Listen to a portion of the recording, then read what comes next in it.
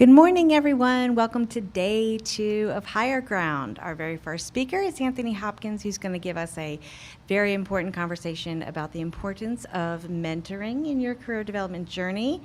If you want to have an interactive conversation, I can run the mic for you to the audience. Oh, that'd be great. Okay? Hi, everyone, and good morning. Appreciate you all being here. I am super excited to present You Need a Jay-Z and a Beyonce, how sponsors and mentors can supercharge your career. My name is Anthony Hendricks. I'm a cybersecurity and data privacy attorney based in Oklahoma City. So while I am a lawyer, I am not your lawyer, and this presentation should not be considered legal advice. Instead, think of this as a conversation between friends, but if you need legal advice, please, please, please find a local lawyer that can help you. I also host a cybersecurity podcast that focuses on exposing underrepresented groups to the field of cybersecurity and data privacy, and you can find the podcast anywhere where great podcasts are found. So what are we going to be talking about? Well, we're going to be talking about the best rapper alive. So at the 2024 Grammys, Jay-Z took the stage to accept the Global Impact Award. And so this was a kind of career-defining moment. It's one of those big awards for Jay-Z. But instead of just talking about himself, he spent a large part of his speech talking about someone else, talking about his wife. And he amplified her accomplishments, he defended her artistry, and tried to change the perception of her among the Grammy voters. And so while the speech was met with a lot of criticism, a lot of pushback, people were pointing out that that wasn't the purpose of that speech. It pointed out something else. It pointed out what the role of a sponsor is. We're also going to be talking about Beyonce. And so why are we going to be talking about Beyonce? Well, Beyonce is Beyonce, right? So any excuse that we have to talk about Beyonce is probably a good one, right? But just looking at more research about her, she illustrates what a mentor is. And so oftentimes people get the terms sponsors and mentors confused, right? And so what I want to do today is talk about those two things, but I want to use examples so that when you leave here, you're thinking, okay, I know what a mentor is because I know what Beyonce does. I know what a sponsor does because I know what Jay-Z does. And so that allows you to find what you need in your career because you know what those items are, and while both of them are important for you in your career. So what are we going to talk about and what is the order? So we're first going to just have a conversation about mentors and sponsors. We're going to talk about what those terms are. We're going to look at some research from some of those leading kind of business articles and publications. And then we'll talk about Jay-Z and Beyonce and why you need both of those in your careers. And then we'll talk about how you can be a better mentor and how you can be a better sponsor if you're in that stage of your career, and then how you can find a mentor, how you can find a sponsor, and how you can be good at that job. Because being a mentee and being a protege is a difficult job as well, and you need to be good at it so that people want to invest in you and invest in your career. And then at the end, we can have whatever questions that you want, and then I'll be handing out some cybersecurity stickers as well. Sound good with everyone? All right, so let's rock. So mentors and sponsors. So everyone needs a little bit of help. And so mentors and sponsors can play a meaningful role in your career. They've done that for me. But they do more than just help you get a promotion, right? They do more than just help you get that next job.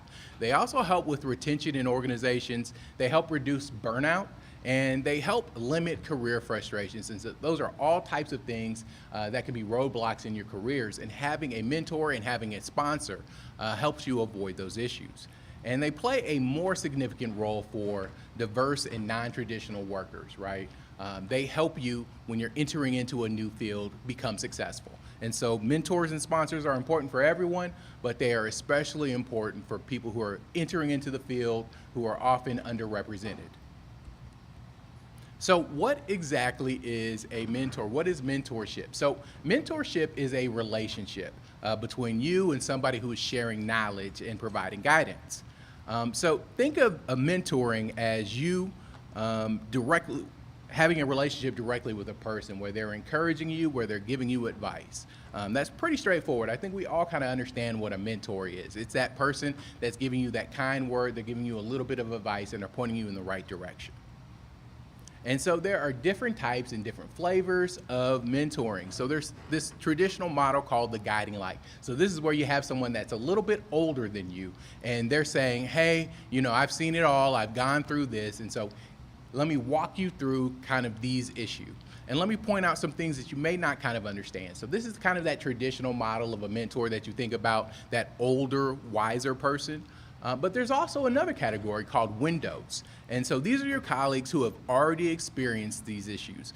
They're closer in age to you, and they can provide you firsthand experience about what's going on. And so I like to call these the Jay-Z rule. So Jay-Z once rapped, Hove did that, so hopefully you wouldn't have to go through that, right? And so these windows are your peers, and they're telling you, hey, this is what happened to me, and so learn from my experience so you won't have to go through that. And then we have mirrors. So mirrors, these are usually people at your level who can help you identify your strengths and your weaknesses. And so they may not be giving you actionable kind of guidance on what you should do next. Instead, they're having a conversation and they say, hey, you're really good at giving talks. You should do more of that. Or, hey, maybe you should work on your writing because you always complain about getting a lot of feedback from your writing. So maybe that's something you should work on. And so they're not kind of giving you the recipe on what to do, but they're kind of reflecting back to you about areas that you're good at and areas where you may need some improvement. And because they're on your level, it feels like you're just having a conversation with your friends. So what do mentors look like? When you think about a mentor, you really think about that older senior person who's investing in you, but that's not always the case. And so sometimes it can be your peers, it could be somebody on your same level, or maybe just one rung above you. And so you can find mentors all types of places, and mentors can be any type of person who wants to invest in your success. So what a mentor is not. So mentorship isn't focused on only teaching you skills. It's not a training program. And so a lot of times when people think about a mentor, they're thinking, okay, they're just going to teach me a bunch of stuff. Sometimes, but that's really not the focus of your relationship. It's a relationship-driven kind of process, and it's less about criticism, but more about being your personal hype man, that person that's encouraging you to do something, telling you, hey, you should apply for that. Hey, you should do that. They're kind of just giving you that pep talk, that encouragement, that push that you need. So let's talk about what sponsorship is. And so one of the classic examples, and we'll talk about that a little bit later, is Jay-Z's relationship with rapper Mint Bleak. And so we're going to talk about that in a little bit, but what exactly is sponsorship? So this is where a senior leader is spending their social capital on using their influence to advocate for their protege. And so mentorship, when we talk about that, that's a two-way relationship. It's you and your mentor, right? But when we talk about sponsorship, it's a three-way relationship. It's your relationship with not only the protege and the sponsor, but also with the audience, the people that the sponsor is trying to change the perception of you. The persons that are going around and advocating and telling, hey, this person that I'm working with is great, they're a future leader, they're a star. Watch all the wonderful things that they're doing. So it's a three type of relationship. So what exactly does this kind of sponsorship relationship look like? Well, it kind of falls into a couple of different buckets. So one is amplifying your protege's accomplishments. So oftentimes people don't like to brag about the great things that they're doing. That's fine. Your sponsor, that's their role. They're going to talk about, hey, did you know that last year they did X, Y, and Z and they accomplished all of those things? And so your accomplishments sound so much better when other people are saying it, especially when it's someone who has a lot of credibility in an organization. Along with that, sponsors are betting their reputation on your future success. They're saying that, hey, I'm going to give this person a bigger project, a bigger task, because I believe that they're going to be able to accomplish this. And so they're giving you that opportunity for you to succeed. They are betting on you being successful. Then also they're sharing their goodwill and letting others know that you are their protege. They're going to let you know that this is my person. This is the person that I'm supporting. This is the person I'm advocating for. I like to call this your Rockefeller chain. So if you've seen any of the members of Rockefeller Rapping, they all have their chain. That's the symbol of the label. So everyone knows that they are with Rockefeller. They're with Jay-Z. And so that's him giving his goodwill to them. And so a sponsor is also a defender. That's a big part of their role. And I think it's probably the most important. They defend you from criticism, and if needed, they offer explanations for why something might have not been as successful as you wanted. And this is important because oftentimes when you have a sponsor, they're going to give you these big projects, these big stretch activities for you to do, things that you might not think that you can accomplish. And they're giving you that opportunity because when you are successful, now everyone knows that you should be a leader, that you should be promoted, that you're ready for that next kind of role in the organization because you had a task that was a little bit beyond you and you found a way to be successful. And so they're going to protect you from criticism, and then they're going to explain if things didn't go out, happen the way that it should have happened. And so what is the impact on your career? You know, mentors and sponsors are so important, and mentorship can help you develop stronger and more valuable relationships at work. It can provide you access to important decision makers. It can help you develop social skills and create kind of new ties with other people. Mentors act as an endorsement and a signal of respect from others. And so why is this relationship important? Why is this relationship important to have? Well, when we talk about cybersecurity in this industry, it's hard for organizations to be able to keep employees. And there's a lot of different reasons why. But one of the reasons why people leave the organization is a high level of stress and a lack of support, right? Those are some of the common things that happen. And so mentorship kind of aims at those two types of things.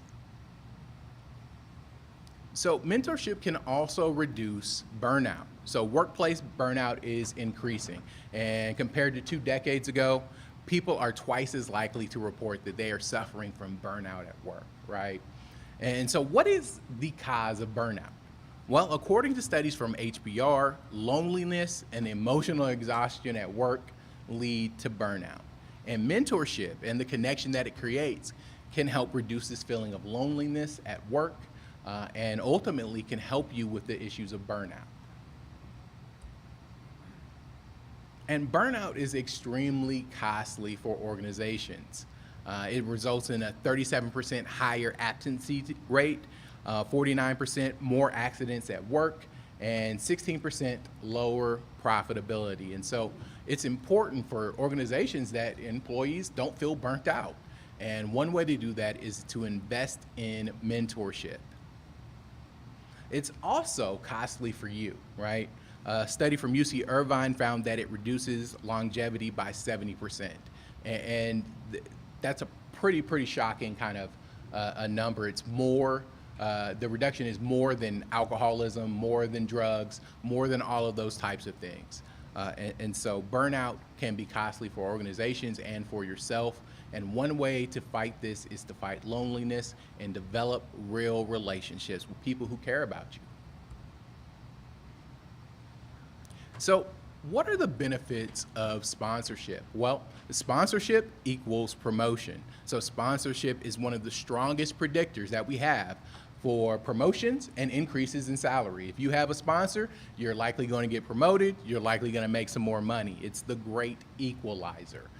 When it comes to promotions, sponsorship matters more than someone's gender, personality, level of education, and experience. It is a game changer for you if you're entering into a career. People with sponsors also have a higher level of career satisfaction. You get more fulfilling feeling at work because you have someone who's looking out for you, who's giving you these great assignments. They're putting you in a position where you feel like my career is moving forward. And that comes from your relationship with your sponsor. So what exactly is in it for the sponsor? Well, it's a two-way street. So if you're a sponsor, there are some great benefits that you can have. Senior executives who have a protege are 53% more likely to have received a recent promotion. I think people kind of understand that if you're investing in other people, the organization is going to invest in you as well.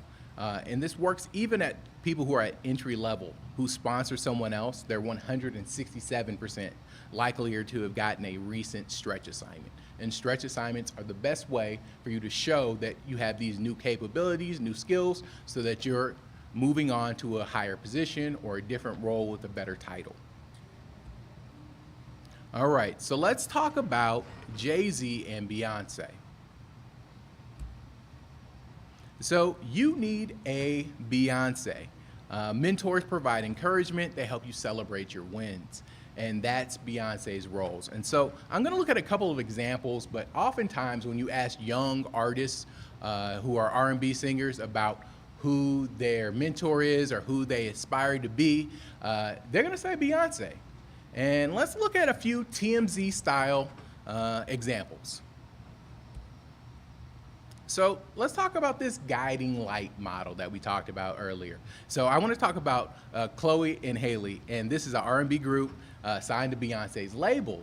And in interviews, the group consistently refers to her as a mentor. They can refer to her as family, not just because they work with her, right? It's because their careers are mimicking hers. They started singing at a very young age. Beyonce started at a young age. They're in a group trying to transition and navigate being their own solo artist. That's exactly what Beyonce did when she moved from Destiny's Child to a solo career. And so Beyonce has seen those difficulties that they're kind of facing, and she's able to talk to them about it. She's able to explain, hey, it's gonna be rough in this area. Hey, making the transition from being seen as more of a teen artist to a more of an adult artist is gonna be a transition, and I made it. And here are some things that I've seen. Here are some roadblocks and some issues that you're going to have to address. And so she's serving as a guiding light for those young ladies. But she also serves as a mirror. And so let's go back to the Grammys, but let's not go to the 2024 one. Let's go to the Grammys last year. And so Lizzo won the Grammy for Record of the Year, and she actually beat Beyonce. And during her acceptance speech, she talked about how meaningful and inspiring Beyonce was.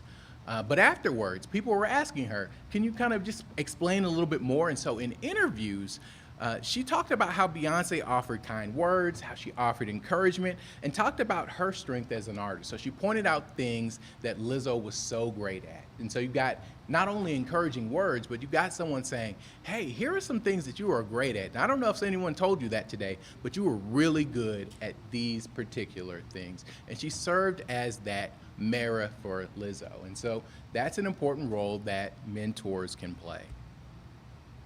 So now let's move to the world of business. Let's give you some business examples, right? And so more than 70% of Fortune 500 companies offer some form of kind of mentoring, a mentoring program for their employees. And most of these programs don't achieve what they set out to do. So in 2017, researchers at Harvard Business School conducted an experiment at a US call center. And what they did was they said, all right, we're going to create a mandatory mentoring program for new employees. It's a four-week program, and it is mandatory for employees. And so they took a group of the new employees, and those employees had to do the mandatory training. And then they took the other group and they said, hey, you have a choice. You can do informal mentoring, or you can say, no, I don't want any informal mentoring. And then they compared the results. So during the first 2 months on the job, the people who had the mandatory 4-week mentoring program generated 19% more daily revenue than the unmentored individuals. More than 90% of the revenue gain was sustained in the 6-month period afterwards. And so just 4 weeks of mentoring at the beginning allowed them to still keep those same benefits as they moved further along in their career. It also meant that people were more likely to stay at the organization. They were 14% more likely. Now that sounds like a small number, but when you deal with call centers, people be in and out of that place all the time. So 14% is a big number if we're talking about a call center.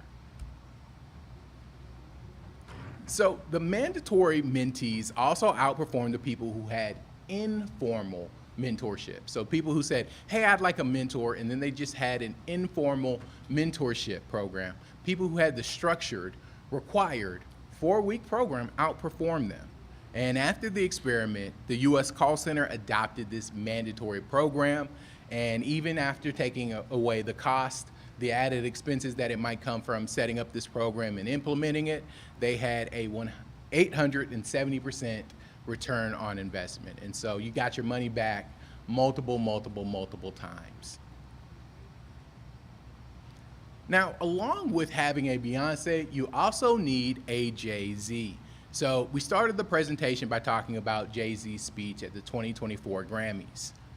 But what exactly did Jay-Z say, right? And so just in case you weren't watching, let me just pull out a few phrases and we can talk about that together. But you know some things? I don't want to embarrass this young lady, but she has more Grammys than everyone. And so what exactly is he doing here? Well, he's talking about Beyonce's accomplishments. And I think people just don't sit down and realize that she has the most Grammys ever. And it sounds much better coming from someone else instead of having her to brag about her accomplishments. Somebody else was doing that for her. And this is extremely important because oftentimes women are less likely to brag about their accomplishments. And so that's why sponsorship is great, because there's someone there who could say, nah, I'll say it. If you won't say it, I'll say it. And so we also talked about how sponsors have a relationship with the audience, the people who they're trying to change their perception. So you attempt to change how people view your protege. And so I'm going to pull out just another quote from Jay-Z in his speech. More Grammys than everyone and never won Album of the Year. So even by your own metrics, that doesn't work. Think about it. The most Grammys, never won Album of the Year. That doesn't work, right? He's changing the perception of the audience. He's talking to those Grammys voters. He's trying to change how they view Beyonce, how they view their award, and how they should view Beyonce's artistry. And so he's able to have that conversation because he is Jay-Z. He's somebody who's accomplished himself, and he's also using that moment where they gave him a Lifetime Achievement Award to tell them about how they're not doing their job. So let's look at another example, and I like to talk about Jay-Z's relationship with Memphis Bleek. So Memphis Bleek was the first artist that Jay-Z signed to Rockefeller Records. They grew up in the same neighborhood, and Bleek has been with Jay his whole career. Sponsors share their goodwill with their proteges, and we already talked about how he's wearing that Rockefeller chain, but he also brings him on tour. He brought Memphis Bleek on tour when all he had was 16 bars from one of Jay-Z's songs to perform. He had no other material to perform, and Jay-Z took him there and said, we'll figure it out as you go. You better go to the studio and create a new song, but I'm gonna put you on stage. And people listened because they were there to hear Jay-Z, and he shared his goodwill with Bleek. But also, sponsors give stretch assignments. So while mentoring is less about criticism, sponsors are required to give that tough love, right? Because your protege's career is intertwined with your career, right? When they see that person, they see the sponsor. And so you need to have those kind of real conversations to say, hey, here are some things that you need to fix. Because when people see you walking around or see you doing those things, they're immediately thinking about me because I've given you all of this goodwill. And so Bleek does a lot of interviews on podcasts, and he had a couple of ones on this podcast called Drink Champs. And he admitted that Jay-Z told him he was lazy. He sat down with Jay-Z talking about, hey, what's next? You know, I'm thinking about what I can do next. And he started listing all the things that he wanted to do. And Jay-Z said, hey, Bleek, you know what's wrong with you? You're lazy. You're not working hard enough. You stopped working hard. And he started telling him about all the things that he needed to do to be better. But it wasn't just tough love. It wasn't just criticism. He then gave him a stretch assignment. He said, all right, you're telling me all the things that you want to do. And he handed him a bottle of Douce liquor and said, you're going to sell these. And so now he's an executive for Douce liquor with no undergraduate degree, no marketing degree, no nothing. Never sold any liquor before. But he said, hey, I believe in you. This is my company. This is your stretch assignment. Go to all the meetings, learn about the business, and be a leader in the organization. And he gave him that stretch assignment. So let's look at an example from the world of business.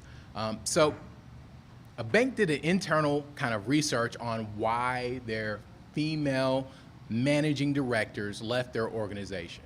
Like, why were they leaving? And they were leaving not for work-life balance. Most of the time people say, oh, we shouldn't even care because they're just leaving for work-life balance. They don't want to work hard. And that is not the case. People were leaving because they wanted a promotion. They wanted a bigger role in the organization, and they weren't getting that from working at their company. They weren't getting those internal promotions. And so they left to go somewhere else where they could further their career. And so they said, okay, we need to stop this. We need to figure out a way to be able to keep these managing directors in our organization. And so what they did is they created a sponsorship program with the goal of assigning more women to critical posts within the organization. And so the program paired proteges with executive committee members to increase their exposure to these senior leaders who are going to be making those decisions. But they also ensured that they had an influential advocate. And so you can't advocate for someone that you've never met, right? You can't advocate for someone you don't have a relationship with. And so they started building that relationship. And so ultimately they were able to find that 1/3 of the people who participated in this sponsorship program are in larger roles within the organization within 1 year. And another 1/3 of the people in that kind of participated in the program, executives said, hey, we feel comfortable with them being promoted to the next level. And so you either got a promotion or you're about to get one. And so that is a great kind of results from a sponsorship program. So let's talk about getting a mentor and getting a sponsor and being good at your job as a protege and a mentee.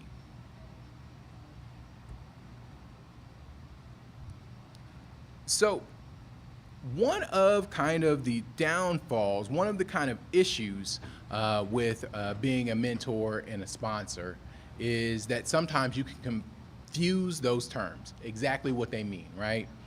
We spent a lot of time talking about it, so we're not going to be confused because we're going to be thinking about Jay-Z, we're going to be thinking about Beyonce. But I want to use the example of Ursula Burns. And so Ursula was the CEO of Xerox from 2009 to 2016, right? And she was the first Black woman to lead a Fortune 500 company. When asked about what helped her get this role, she talked about the mentorship that she received from the company's 2 prior CEOs. And so she used the word mentorship, right? But when we started asking her about examples, what she was describing was sponsorship. And so it's not uncommon for people to conflate those 2 terms, and it can lead to troubles and issues. When she was in middle management, the then CEO of Xerox showed her the difference in leadership of a company versus being in charge of a department. And he started giving her more responsibilities, kind of bigger projects that people can see. And this led to big risk for her, but it also had the potential for big rewards. And one of the things that was really important is that the former CEO gave her a lot of air cover. So what is air cover? Basically, he protected her from criticism and allowed her that time that she needed to take those big swings, to do those bigger projects, to do things that may have been outside of her traditional job description. And so that led for her to have all of these great opportunities, and she didn't have to fear about someone talking bad about her or criticizing her because she was doing something else beyond what her role was, because she had the big boss going around and telling people, no, she's doing what she's supposed to do. I think she's the best person for this job. So he provided her a lot of air cover. Another kind of problem with sponsors is that sometimes sponsors act like mentors. And you may be saying, well, that's fine, right? You need a mentor, you need a sponsor. So what's the problem? Well, a study from the Center for Talent Innovation found that sponsors themselves don't really understand the role and how to do it well. And so only 27% of people who answered the survey who identified themselves as being a sponsor said that they advocate for a promotion of their protege, which is one of the big things that a sponsor should be doing. They should be saying, hey, there's a position open. I know the perfect person. That is my protege. I think they are the best fit. And 19% reported that they weren't providing, only 19% reported that they were providing air cover, that kind of protection that's important. And so a lot of them are missing out on the key things that are required to be a mentor. And so to be a sponsor. And so gaining a sponsor is more challenging than getting a mentor. So it's important that people who actually have that skill set, the people who have that high credibility, those people who are in senior leadership positions, it's important for them to know what a sponsor is and to do the things that sponsors do, because not everyone can do those things. It takes a special type of person with a special type of ability and a special position within an organization to be an effective sponsor. And if you have those people with those skills not doing the real things of sponsorship, then people are missing out.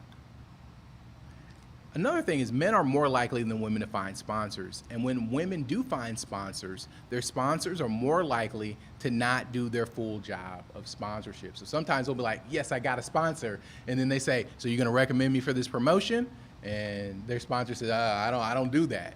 They're not doing their job as a sponsor. And so that means that these people aren't getting those full benefits. Another kind of issue to avoid when it comes to sponsorship and mentorship is that our sponsors and our mentors need to avoid this mini-me syndrome. It's not uncommon for people to want to work with people who are just like them, right? You start saying, oh, I see myself, a younger version of myself in this person. And you go and you invest in their career. And so the Center of Talent Innovation found that 71% of mentors say that their chosen mentee is the same race and the same gender as them. And so it's not uncommon for people to want to do that. I'm not saying that anybody's a bad person for wanting to invest in someone who they see themselves in, but it does create problems because there are fewer women, there are fewer people of color in these senior management positions. And so these employees are often excluded from meaningful mentorship and meaningful sponsorship when people only want to mentor or sponsor people who are exactly like them. But this also hurts your mini-me, right? The best mentoring, like the best relationships, occur when there are some similarities, but also some differences. And so if you're looking for someone that's exactly like you, you are doing a disservice to the person that you want to help and that you want to invest in their career. So when mentors or sponsors mentor someone that's different from them, it leads to long-term growth. And so a study that looked at mentorship of medical residents found that while same-gendered mentors provided this initial growth and this initial help because they're saying, hey, I had to deal with these issues, the exact same thing that you're going through. But after a while, those benefits that they got from that mentorship became stagnant. Their growth became stagnant. However, for opposite gender mentorships, while they had to get over that initial roadblock of figuring out how to talk to people, how to find that common ground because they thought that they were so different, but after they did that hard work of having those meaningful conversations, they were able to lead to long-term growth for their mentee. Because their relationship was built on all of those kind of mutual factors that they had to work on and build and find out together. So let's talk about being a better mentee and a better protege. So I always like to talk about how do you get a mentor?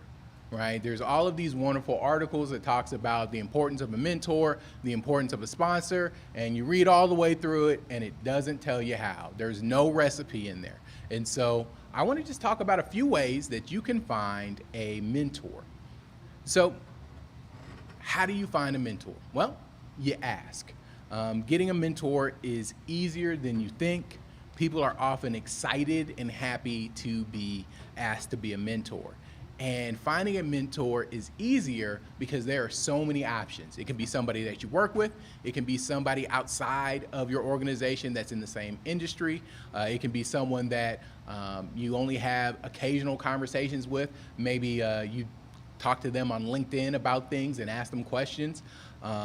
It can be somebody who's more senior in an organization, or it can be somebody who's your peer or a little bit lower in the leadership category. And so there are mentors all over the place, and you can have multiple different mentors to fill all of the different needs that you may have. And so it makes it a little bit easier to find mentorship. So how do you get a sponsor? Well, sponsorship requires some work. You got to do a little bit of legwork here. Because sponsors are using their political capital on you, they often want to see some initial success before they invest in you, right? They want to see a couple of quick wins so that they know that they're not wasting their time. And so you build credibility by performing well and taking responsibility. So do your job and do your job well. And that's kind of the starting point. When you find someone you want to be your sponsor, you should research what their role is, how they got there, and kind of understand what their current priorities are. So you kind of take all of that into consideration when you finally sit down and ask them to sponsor you in your career. I think it's important when we talk about being mentors, mentees, and to be proteges, you have to remember that it's a two-way street. You're not just taking. You should bring value to your mentor and your sponsor. This includes teaching your mentor or sponsor a new skill set. So oftentimes, I will teach other more senior lawyers how to use certain types of technology, and they'll sit down and talk with me about business development and growing my book of business. And it's a trade, and it's a two-way street. You should also kind of think about other ways to help them extend their legacy. A lot of times people want to be sponsors because they view that as a way to extend the legacy that they've created. And so if you kind of know that, you can kind of keep that in the back of your mind as you're having those conversations because you understand what's important to them. So what are some other ways that you can be better at being a mentee, better at being a protege? Well, know what you need from your sponsor and your mentor. What exactly do you want to get out of kind of this conversation? What do you want to get out of this relationship? Because if you know exactly what you want out of the organization, out of that relationship, then you can ask for it. And you can know when you're not getting the things that you want. If you clearly explain what your goals are, you're more likely to get that. When you get a project or a task, you need to focus on over-delivering, right? If your mentor or your sponsor says, hey, I need you to do something, then you need to be laser focused in on doing that work and over-delivering, especially at the beginning of that relationship as you're trying to build that trust, right? You should be focused on doing that work. And then you need to be respectful of their time, but you also need to respect your time, right? So if you are meeting with someone who you're building that relationship with, you need to be on time. You need to be a little bit early. You need to be respectful of their calendar. But at the same time, you need to demand that they do the same thing for you, right? And if you do that, people are more likely to not cancel meetings last minute because they know that my mentee or my protege respects my time, but they also demand that I do the same.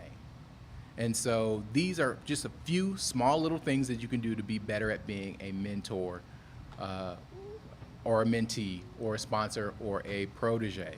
So what did we learn during this presentation? Well, people forget about half of all new things that they learn within an hour of learning it. So it's not uncommon for someone to say, hey, you were at BSides and you went to this higher ground. What exactly did you learn? And you're gonna be like, I don't remember, but he did a great job and I love his suit, right? But it's not your fault. The human brain can only focus on 6 to 9 pieces of new information before there's this big, steep drop off. So I have 6 takeaways so that if somebody asks you, what exactly did you learn? You can maybe remember 1 or 2 things. First, mentors provide encouragement and guidance and serve as a sounding board for ideas. Sponsors are advocates for their proteges. Having sponsors and mentors can lead to personal and professional growth. 4, people often confuse the two, which makes them less effective. 5, you need a Jay-Z and you need a Beyonce. 6, it's a hard knock life and we all could use some help. So ask for mentors and ask for sponsors. All right, so if you like the slides, like the presentation, it'll take you to my website, and you can download the slides this afternoon because I haven't uploaded them yet, but they'll be on the website, and then you can push the button and you can get the slides for this talk so that everybody has them. So I think that's it for me. I do want to thank my law partners because they allowed me to come out to these conferences and hang out all week at Hacker Summer Camp and give out cybersecurity stickers. So yeah, I want to thank them, and I also want to thank the associates who are working on my cases because they are working right now and taking care of the cases so I could be here with you. So thank you so much. And I think we have a few minutes, so if you want to have a conversation, feel free to ask any questions.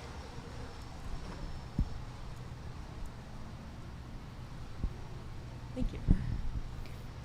Hey, so I actually wanted to ask, in your career journey, did you have any struggles finding a mentor or a sponsor? And when you finally did come to one or more that you had a positive relationship with, what were the traits that really locked you guys together?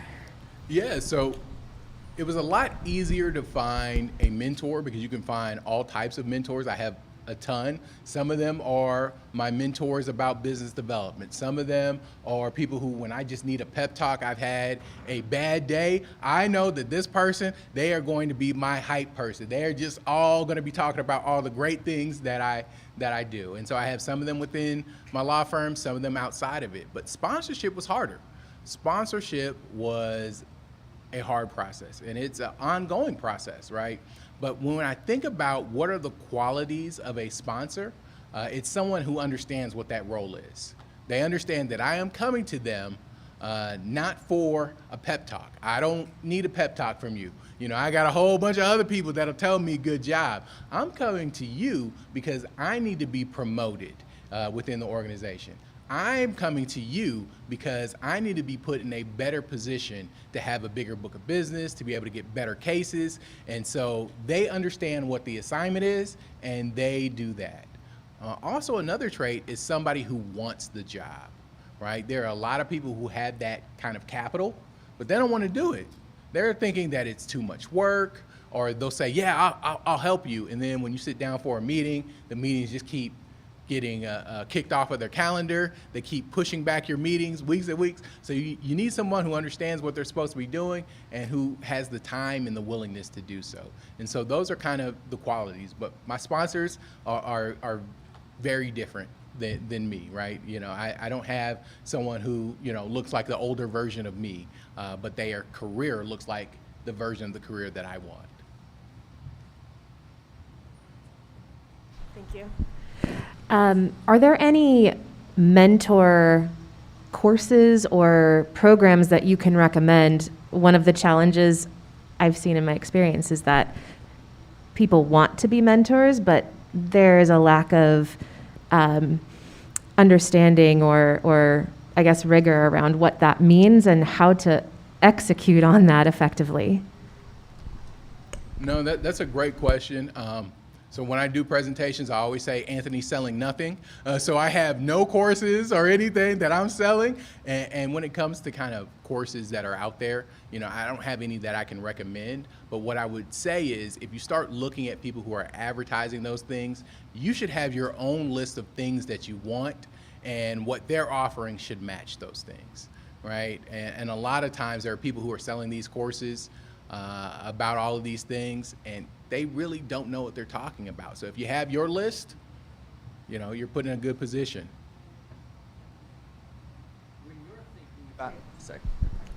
When you're thinking about being a sponsor, what do you look for in your sponsees? Yeah, so the thing that, you know, I will eventually be looking for is someone who likes to do the work, right? Somebody who enjoys kind of the practice of law or whatever kind of area that I'm the sponsor for. And then somebody who's had some successes. They don't have to be huge successes, but you have to have, you know, done some work, kind of put yourself out there to do it. And, you know, that kind of gives me the signal that, hey, me giving you the push is all you need because you have a lot of talent there already. And so, you know, I want to see someone who kind of enjoys or is good at and who has like put themselves out there to kind of do that work. All right, we got.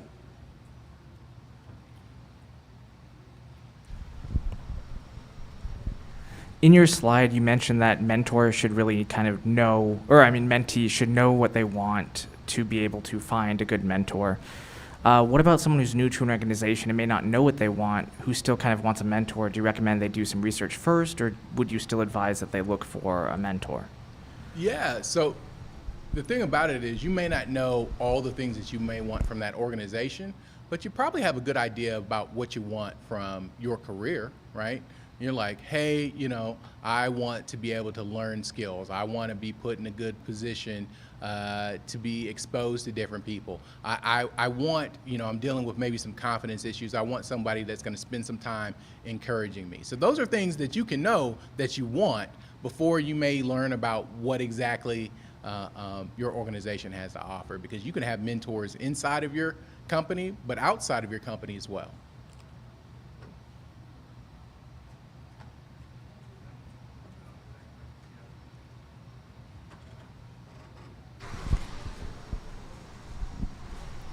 Hello.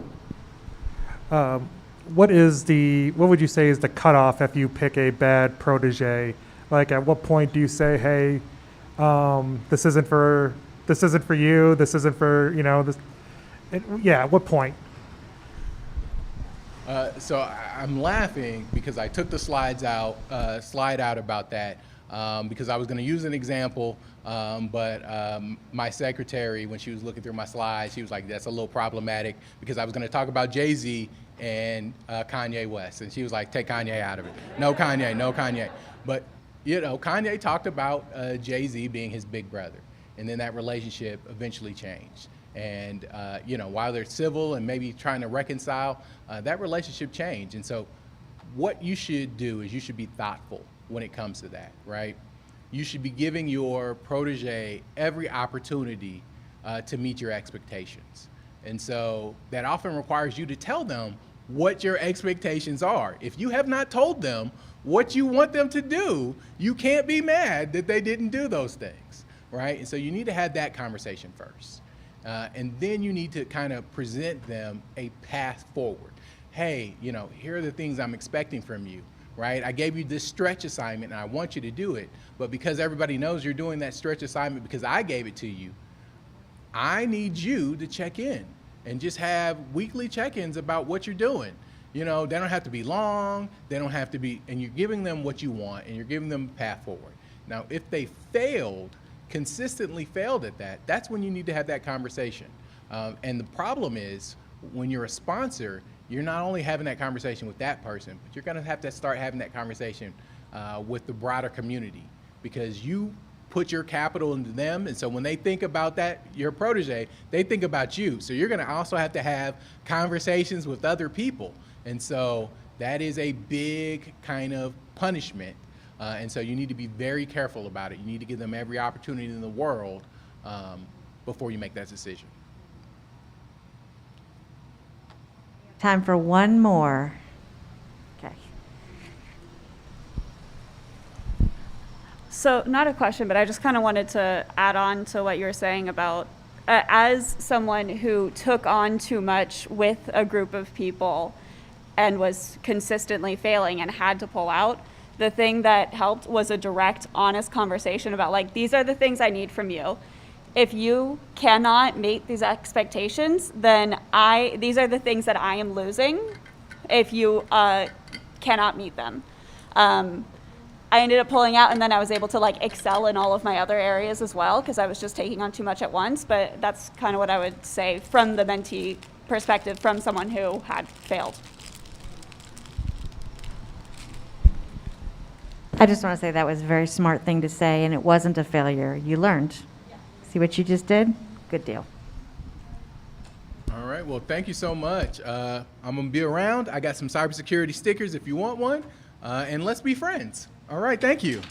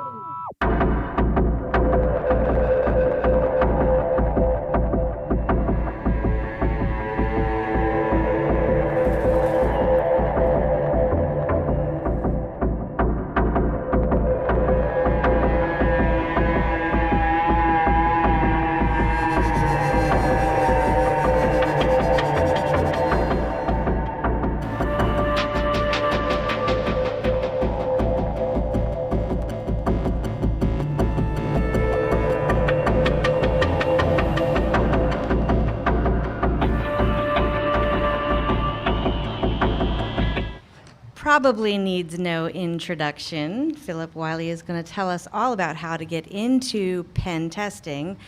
Also, you can't see it, but we have a leaky ceiling. If it drips on you, I'm so sorry. I think it's the AC, but anyway, that's what we got going on up here. So if he wants to be interactive, you just point to me and I'll run the mic, and enjoy the show. Thanks for the introduction, and thanks everyone for joining. So I am Philip Wiley. I have my CISSP, OSCP, and SANS GW APT certs. My current role is offensive security expert at Horizon 3.ai. We have an autonomous pen testing platform. I'm an offensive security professional and evangelist, so even outside of my day job, since we have an offensive security tool, I'm always evangelizing the need for offensive security. I think it's one area that's often overlooked, underestimated, and misunderstood, because you can do all the compliance you want. You can be PCI compliant, but that doesn't mean your company can't be breached. Some companies are too caught up on the compliance. While compliance is important, you need to make sure that you're doing your due diligence, everything, proper pen testing and everything to make sure that what you're doing is working. So I'm a former adjunct instructor. So I used to teach at Dallas College. So that was kind of a turning point for me in my career. I've always been kind of a competitive person. I used to be a power lifter. When I worked in sales, I was always trying to be the top salesperson. So I always worked hard at what I was doing. Not to say I was ever the best hacker or pen tester, but always really put so much effort in that. But in 2018, I became more outwardly focused. I kind of looked at my wife, what she was doing. She taught an ESL program. She had a lot of students that were undocumented immigrants, and they would come to her for help and where they needed help, and just see that legacy that she built and how she was helping those people. And I wanted to do the same thing. So I started teaching at Dallas College, got into a lot more mentoring and speaking. So my book, The Pen Tester Blueprint, came out of my lecture at Dallas College on becoming a pen tester, which turned into a conference talk at BsidesLV in 2018. And kind of an interesting fact, when I gave that talk, some of the people that was in the audience, you may have heard of Juno. She's part of the Cult of the Dead Cow. She was one of my students, but at the time of that presentation, she was just kind of in the audience. I knew her from the community. She watched the talk, enrolled in my pen testing class the next semester, and then went on to be a really good pen tester and all-around awesome cybersecurity professional. And so last year during Bishop Fox DEF CON live stream, I had the honor of being interviewed by her on that live stream. So really cool to see former students and mentees get out there and doing stuff. So that's a lot of where my focus is at, why I got into the conference speaking and stuff, why I wrote the book. The book was a way to provide that information to people that aren't going to the conferences, because every conference I went to that I gave the Pen Tester Blueprint talk, a majority of the audience hadn't heard it yet. So give these talks so many times over, when people review conference talks, they think, well, we can't take talks that's been given somewhere else. But you just don't know how many times those talks haven't been heard. And so that's one of the reasons writing the book was a way to get that information out there to people that I would probably never run into at a conference or anywhere else. So it's been one of my proudest achievements, and a way to serve the community and serve those I hadn't got to meet yet. So I'm also was featured in a Tribe of Hackers Red Team book. That's kind of how I got the book deal. They asked me if I had any ideas for a book, and I wanted to turn that into a book. I'm also the host of the Hacker Factory, previous host of the Hacker Factory podcast, which I went independent last April of last year. And the new show is the Philip Wiley Show, same format, video now and just not audio only. At the recommendation of some friends, I went independent. And so this is one story that I like to share with everyone trying to break into cybersecurity, because whenever I graduated high school a long time ago, I graduated back in 1984, and I didn't know what I wanted to do. I didn't take high school seriously, and my grade point average wasn't high enough for my college entrance exam score. So I was gonna have to get 8 recommendation letters from teachers. And so I really decided my heart really wasn't into it. I didn't know what I wanted to do anyway. So some of my friends said, you're a powerlifter, you're a big guy, you should be a pro wrestler. So I thought, that sounds fun. So I went off and went to wrestling school and wrestled professionally for a couple years. And during that time, I wrestled people like Mick Foley, went to wrestling school with The Undertaker, wrestled two of the 3 Freebirds, Michael Hayes and Buddy Roberts. wrestled a couple of Dwayne Johnson's relatives that wrestled as the Samoan SWAT team. So it was an interesting experience, but when I got married, I needed a job with insurance and benefits, and pro wrestling didn't have any benefits at that time. I was making like maybe, when I first started wrestling, I got $75 a night. And by the time I quit wrestling, they were paying $25 per match, which you'd only get to wrestle typically one time. They didn't have insurance, so if you got injured, you just kind of had to take care of this out of your own pocket. So I was trying to figure out what to do. So I worked all sorts of manual labor jobs, and I'm the kind of person that I have to be doing something I'm interested in, or it's just hard to do. Out of all the jobs I did manual labor, retail sales, worked as a cook, bussing tables, washing dishes, putting up fences, roofing houses, doing construction. Didn't like any of that stuff. But the one job I did like was jewelry sales. I was working in a jewelry store. I was always number one or number two in selling jewelry in the store. And the family that owned that jewelry store, they were starting a new chain. They were Lebanese, and they thought if we created a store chain with an American-sounding name, we could compete with Zales and stuff like that. So their intent was to bring me in and make me an assistant manager. And so the store manager had different ideas. There was the person that was always either beating me or getting beat by me in sales was a qualified candidate, and he was really wanting to put her in as assistant manager. I totally understood that, but one of the things I did realize too is I needed to get some skills where I can make a good living and it's not dependent on someone's political or just someone's opinion, just right or wrong. You work in some of those type of jobs, you're only going to get ahead as much as the people helping you. Even back to pro wrestling, it was kind of dependent on whether people wanted to do something with you to promote you, because when I wrestled, I had to lose all the time. And that's referred to as a jobber or a job boy. So you're paid to go in and lose to make the good guys look good. And so one of the things there is if they like you, or if you're a relative of someone in that, you get to move up quicker. And there was someone there that was booking the matches when I was there that year in the WCCW, which is in Dallas-Fort Worth, where the Von Erichs wrestled. If anyone's seen the Iron Claw movie, it was that wrestling territory. They, one of the bookers there wanted to send me to Kansas City, and that was one of the spots where people got practice, got the experience and come back and got to be a legitimate wrestler, not lose all the time.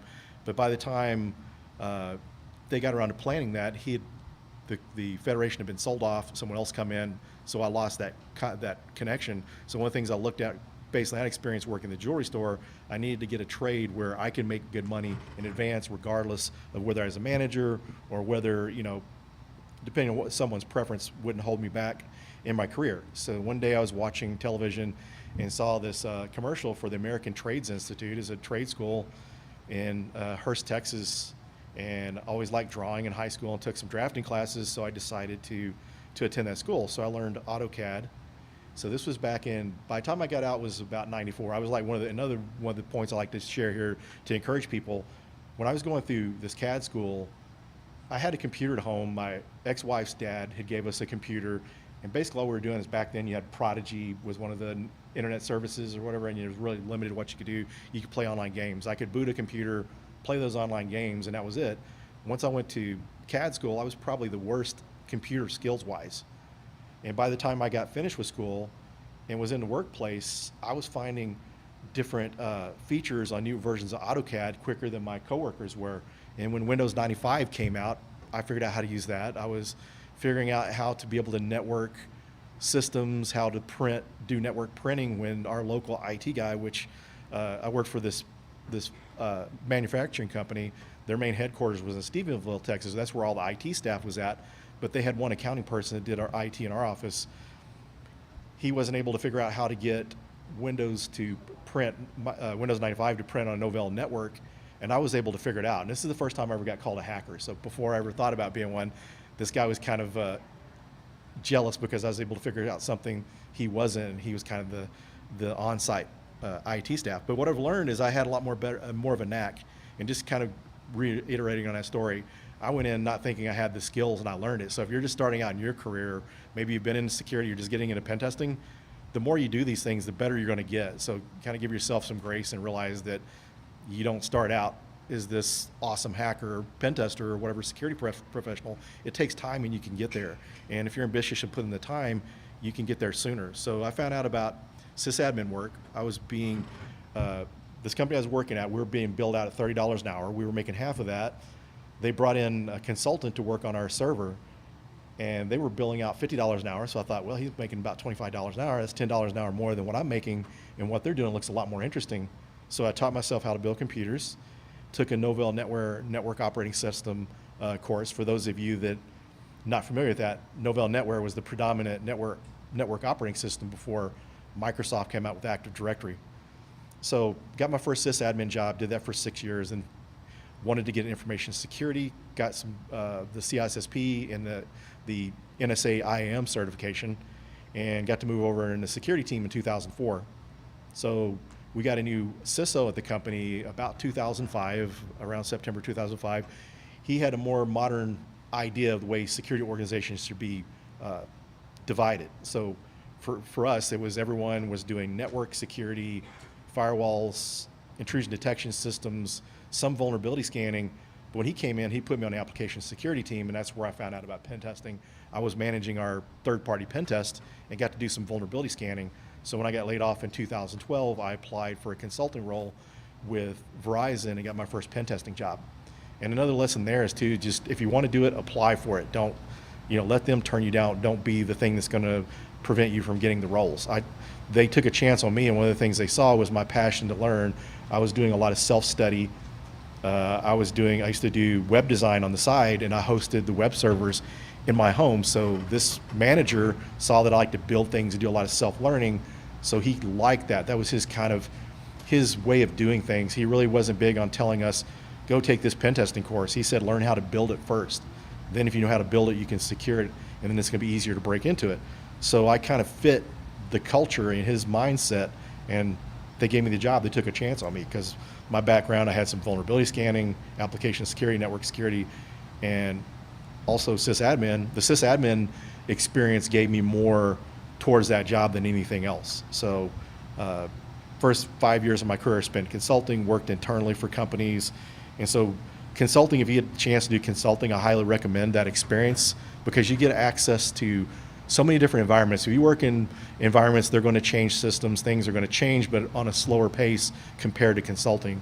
In consulting, you're exposed to so many different types of systems, and you've got less time to test. Because actually, if you're going from an internal employee to a consultant, it gets a little more difficult. Because at US Bank, I came from AT&T having a week to do the same pen test. We had 4 weeks to do there. And so if you're doing things right, you're going to be able to test more thoroughly. But if you go from that to testing as a consultant, you've got a lot less time. You have to learn to be able to do more in less time. So the consulting experience is very important. So what is pen testing? So before we get into how to get the experience, we're just going to cover it. So it's testing different digital assets and targets from a threat actor perspective, because people are always worried about getting hacked. Malicious hackers, they're always, what are we trying to protect our systems from? Threat actors. So you have to learn how to think like they do. And one of the advantages that has is if you're able to assess the security from a threat actor's perspective, you're able to find vulnerabilities that are actually needing to be remediated. You run a Nessus scan, Nexpo scan, or Tenable, you find these vulnerabilities that they say may be exploitable, but not necessarily so. Sometimes they've got mitigating controls in place. Sometimes if you get a foothold, there's other things you can do, get access to. So a pen test is really required. And so some of the experience you need to get first is learning how to use the tools. And one of the things I'd recommend, if you look at the OSCP course, and there's a lot of good courses out there, most of the stuff they're telling you to do is manually. They're like with OSCP, they don't allow use of vulnerability scanners, which is building some good manual skills. But one of the things it doesn't do is show aspiring security professionals or those trying to break into pen testing how a real pen test is done. So when you're doing a real pen test, you don't have all the time to manually test everything. You'll run your vulnerability scanners, and then you'll go through and do some manual testing. The vulnerability scanning kind of helps guide you. So a good way to get that experience, I believe TryHackMe has a Nessus track on their vulnerability management track that you could go in there and learn how to use Nessus. So you can download a free version of Nessus that'll test 16 IP addresses. And so in your home lab environment, you're able to use that. So you get experience with a vulnerability scanner. That's a transferable skill to work in a company in vulnerability management. Because when I worked at US Bank, there were people coming in from the vulnerability management team or the remediation team moving over, because the vulnerability management was basically just working with remediation, running the reoccurring vulnerability scans, the remediation team would go through and test to see if it was still vulnerable from the pen test. So those were skills that prepared them to move into pen testing. So learning how to use a vulnerability scanner can be important. Learning how to do the manual stuff is important as well. So you have your network vulnerability scanners, as I have listed up here, Nessus, Nexpose, OpenVAS, and Nuclei.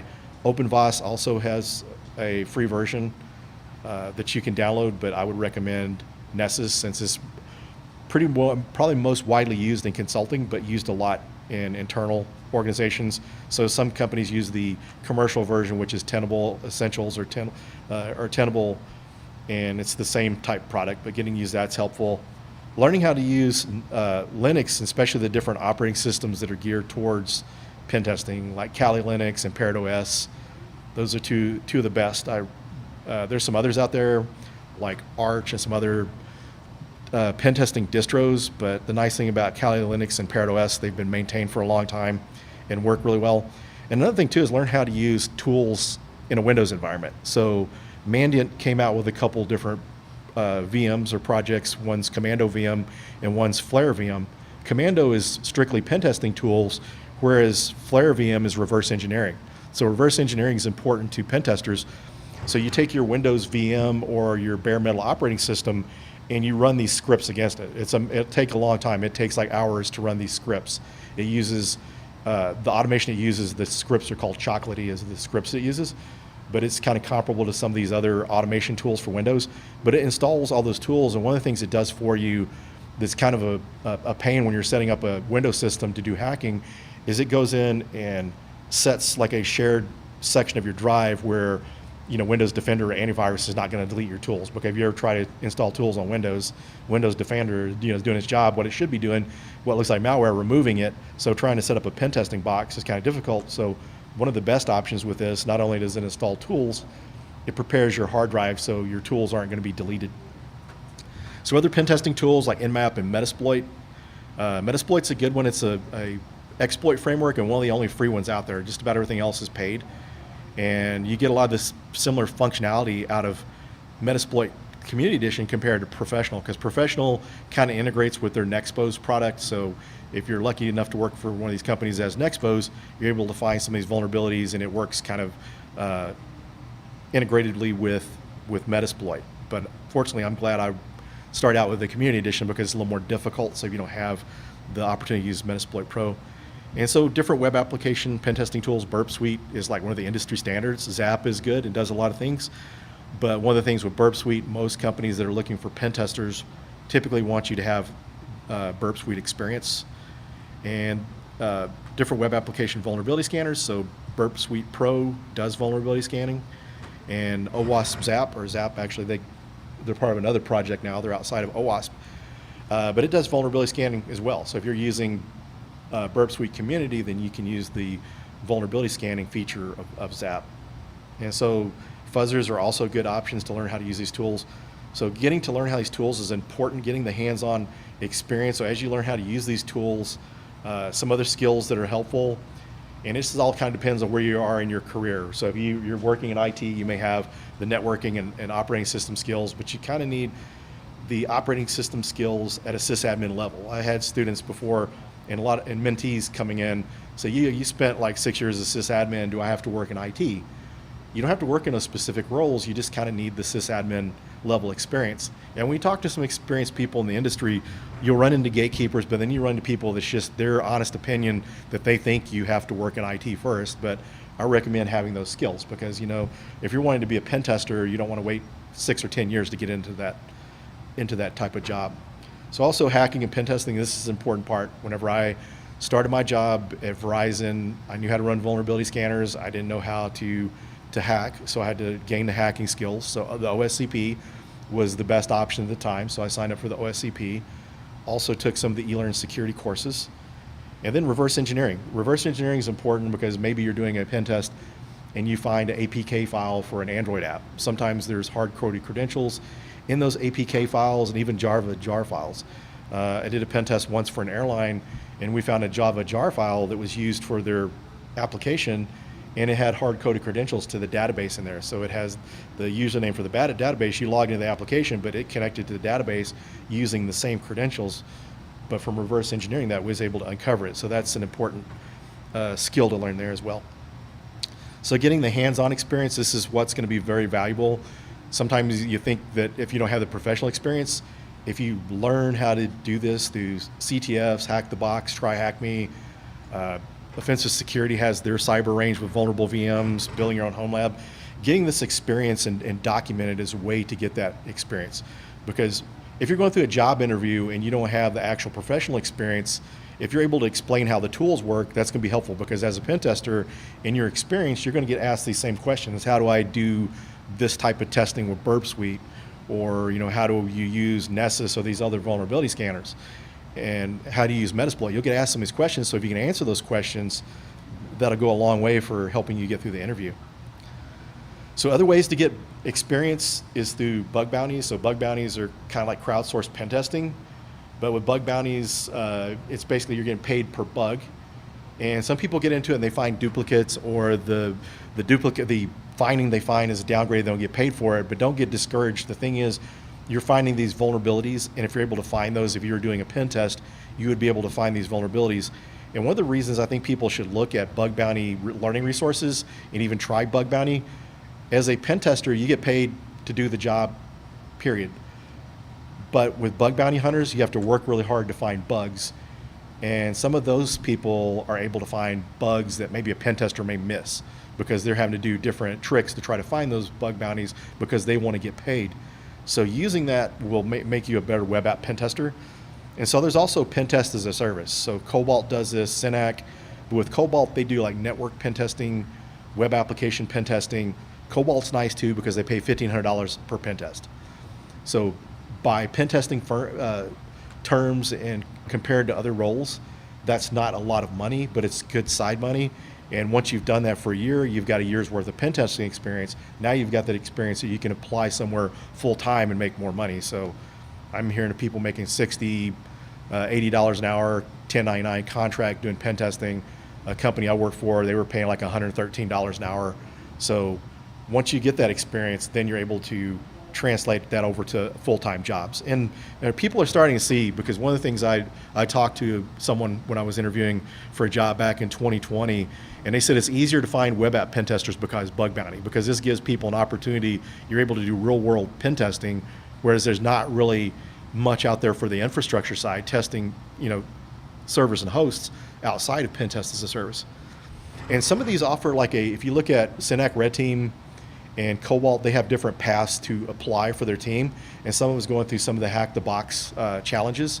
You have certain certifications that'll get you an interview. So there's different things in their career path to help you get in there. So the more of this experience you get, that you're able to get into roles like that that'll help you get your foot in the door. So pro bono and low cost pen testing. So if you know some nonprofit or religious groups that they can't afford pen tests, you can offer to do a pen test for them. And if you know someone who has a small business, you could charge them a really low price. And so you're actually getting professional experience, and you're kind of starting a side consulting company. But this is a way to help someone else and get experience at the same time. Plus then you can get referrals from these people as well and get referred to a potential other business. And CVEs, common vulnerabilities and exposures, this is one that I was aware of, but something I never did. But one of the things I would say and I've talked to other people that work in pen testing, and they say hiring professionals, if they find someone that has a CVE, sometimes they value that over a certification. Because with a CVE, you're finding a vulnerability that may have not existed before, essentially a 0 day. And so they know you're going to be able to find vulnerabilities past what a vulnerability scanner will do. So I'm sure most of you are familiar with CVEs. It's basically a database of these vulnerabilities that you report to. Some companies maintain their own. MITRE and some other organizations maintain these databases. But one of the nice things about this, you get a CVE, you can put it on your resume. On LinkedIn, you can put it in publications. So you can put a description of that CVE on there and put a link to it. So that way people can validate. They can go to the CVE and see your name on there and see that you actually found that CVE. So that goes a long way. So someone sees you're finding CVEs, then you're more than well qualified to be a pen tester. So some good learning resources on that. I recommend it. And so Joe Helly was the one who really brought my attention to doing this. He's also known as the mayor. He works for TCM. But what he did is he found some open source software, web application software. He built a web server at home, set up a server, installed the software, and performed a pen test against it. What bugs he found, he reported those CVEs and got credit for it. And then he's built up CVEs. You see some of the really good bug bounty hunters, they've got lots of CVEs, so this is a good way to build up your resume, improve experience before you're actually getting paid as a pen tester. So Bobby Cook had some really good information, and Joe Helly referred that. So when he was going through one of the offensive security, the OSWE certification, he was working on finding O-days and stuff to help him through that certification process. So both of these articles are really good. And if you go to Joe Helly's Medium, he's got several different write-ups that he's done on finding CVEs. So demonstrating skills. So you're taking these different recommendations that I mentioned, and so you do write-ups on it. So if you're doing a CTF, hack the box or try hack me, of course, be sure to respect if they say not to share this on the internet or something, so that way you don't get any kind of trouble with them. But do write-ups. You can do that on Medium, GitHub, or through blogs. If you like to do video type stuff, record walkthroughs on YouTube. There's been a lot of security professionals that really launched their career through content creation. It's a really good way to build your brand. As I mentioned, CVE IDs earlier, you document that on your resume and on LinkedIn. And then scripts or programs you write, even if you alter a script to do something else, share that on your GitHub. People like to see what you're doing, and you may be competing against someone for the same pen test job. You could have the identical certs, but the CVEs may be the thing, or the things you got documented may be the thing that helps you get the job. And this kind of demonstrates some of your skills, some of the things that through the first interview they may not get, and through one that you may not see something until a technical interview, but you're able to prove that. And these stacks of resumes that they're getting in, it's kind of a good way to help, kind of get you that interview. And one of the things too is, used to is just artists that needed to have portfolios, but security professionals, especially when you're just starting out and new to the industry, it's a good idea to kind of have a portfolio of the things you've done. Document your journey, just like the cyber mentor started out creating videos because he is documenting his learning experience. So you can do the same thing, and I've seen a lot of people do well with that, and kind of the more connections you build on social media, the easier it is to get jobs. And an example I like to share is I was looking for a job last October. I gave my 2 weeks notice. I really didn't start looking until a week or so before that 2 weeks notice. I left on a Thursday. By Friday, I had 2 job offers the next day, and part of that was because my network. I'm connected with my network. They know what I do. And so I had a lot of different people reached out to me with jobs to interview for. And so the more you're connected, and one of the things you're going to do too is kind of get past that HR firewall. Now they're using AI and these systems. You upload your application. And one of the things I tell you there is if you can network with people, you can get your resume in the hands of a hiring manager easier. Companies are paying referral bonuses, and a lot of people in your LinkedIn network may be happy to get $500 up to $3,000 bonus to refer you, because otherwise when they're going to recruiters, that could be 10, 20,000, could be 10% or 20% of your first year's salary that they pay these recruiters. And so referrals, people are happy to refer you a lot of times. So that's kind of a good way to do that. And kind of to go on into this a little further, this is kind of building your personal brand. Share what you're comfortable with. There's some security professionals that don't like to be very public, but it's easy to build your brand and keep your private life out of it. But using some of these ways I mentioned to document your experience, so streaming, creating videos, and writing, these are good ways to get your name out there. Writing is pretty important. So find one of these mediums that, if you're too shy to be on camera, but the funny thing is, it's interesting the way that works too. Some people that are comfortable speaking in person have a hard time recording solo. That's funny with me because I can do in-person speaking and I do well, but if I'm trying to record at home by myself, it's the hardest thing in the world. I did a video one time for CompTIA and I took like 20 or 30 takes to kind of get that video acceptable. But then you take some people that are super introverted, they can go home, turn on a camera, record this stuff. It doesn't faze them, but they don't speak in public very well. So find what you're comfortable with, and sometimes it may be writing, and all this is important. So speaking at conferences, security meetings, we had a recent UT Arlington student at one of the DEF CON 214 meetings, and one of the hiring managers from Citi was there. They did a talk on malware analysis. This hiring manager worked at incident response team, asked for the resume, they got a job. So they basically displayed their technical skills through this meetup, doing this talk, goes back to this could have been a recorded video or other things, but this was a way to kind of almost do a technical interview and prove their skills. And this makes it a lot easier on the hiring managers because they get so many resumes in that they got to find ways to get rid of resumes. And it could be they're looking through to see certifications. Maybe they don't look at them deeply enough and you get missed over. But doing stuff like this and working on your network is a good way to build that. And one of the things I'd say too, because plays back into the professional networking, because for me, back in 2017, I wanted to get out of consulting. I was tired of the travel. I met someone at OWASP meeting. They told me they're hiring at US Bank. I gave them the resume. I had an interview within a week, had an offer within 2 weeks.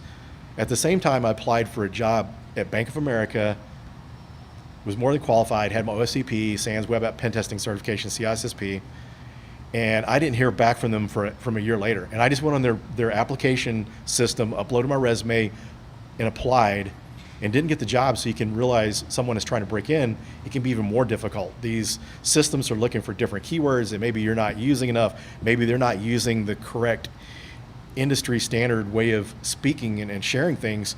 And I've seen companies where, actually one company I worked at before, we were having a hard time finding red teamers out of India, but the original job description was geared more towards web app pen testing. So I had a bunch of bug bounty hunters. So we changed the job description to include like Active Directory and infrastructure pen testing. We started getting good qualified resumes in. So sometimes it's just the job description itself. And it's kind of funny, you see some job descriptions where they copy and paste from another company and don't remember to take out the other company's name. So the professional networking is important. So any people you meet here, make sure you're meeting people, connect. You know, even if you're going through college and stuff, some of the people you're going to school with or you're taking classes with, even trainings, this may be someone who helps you get your next job. I've got a real good friend of mine that helped him get his first pen test job. We worked back in our AutoCAD days back in '95, and about 2017 or so, he's wanting to get into cybersecurity, got his CISSP, and I helped him get his first pen test job. And this is someone I knew from a long time ago. And it's funny because he was kind of my mentor in my AutoCAD days, because he helped me write my first really good resume that I kept that format for many years, and then I was able to return the favor. So pay it forward and make sure to network with people. Groups like this, I highly recommend. The BSides communities, people are more willing to help. The focus is on the community to help others. Some of the commercial conferences can be good, but sometimes one of the things I don't like to see is when they eliminate students. If you're a student, you can't attend. If you're not in management, you can't attend. So that's a good sign to find the organizations that you're welcome at. So your ISSA groups are good, ISACA, the ISC2 groups, DEF CON groups. But one of the things I recommend too is, because I fall into, I run a DEF CON group myself, and I attend like our DC 2 and 4 meetings and our Dallas Hackers Association meetings.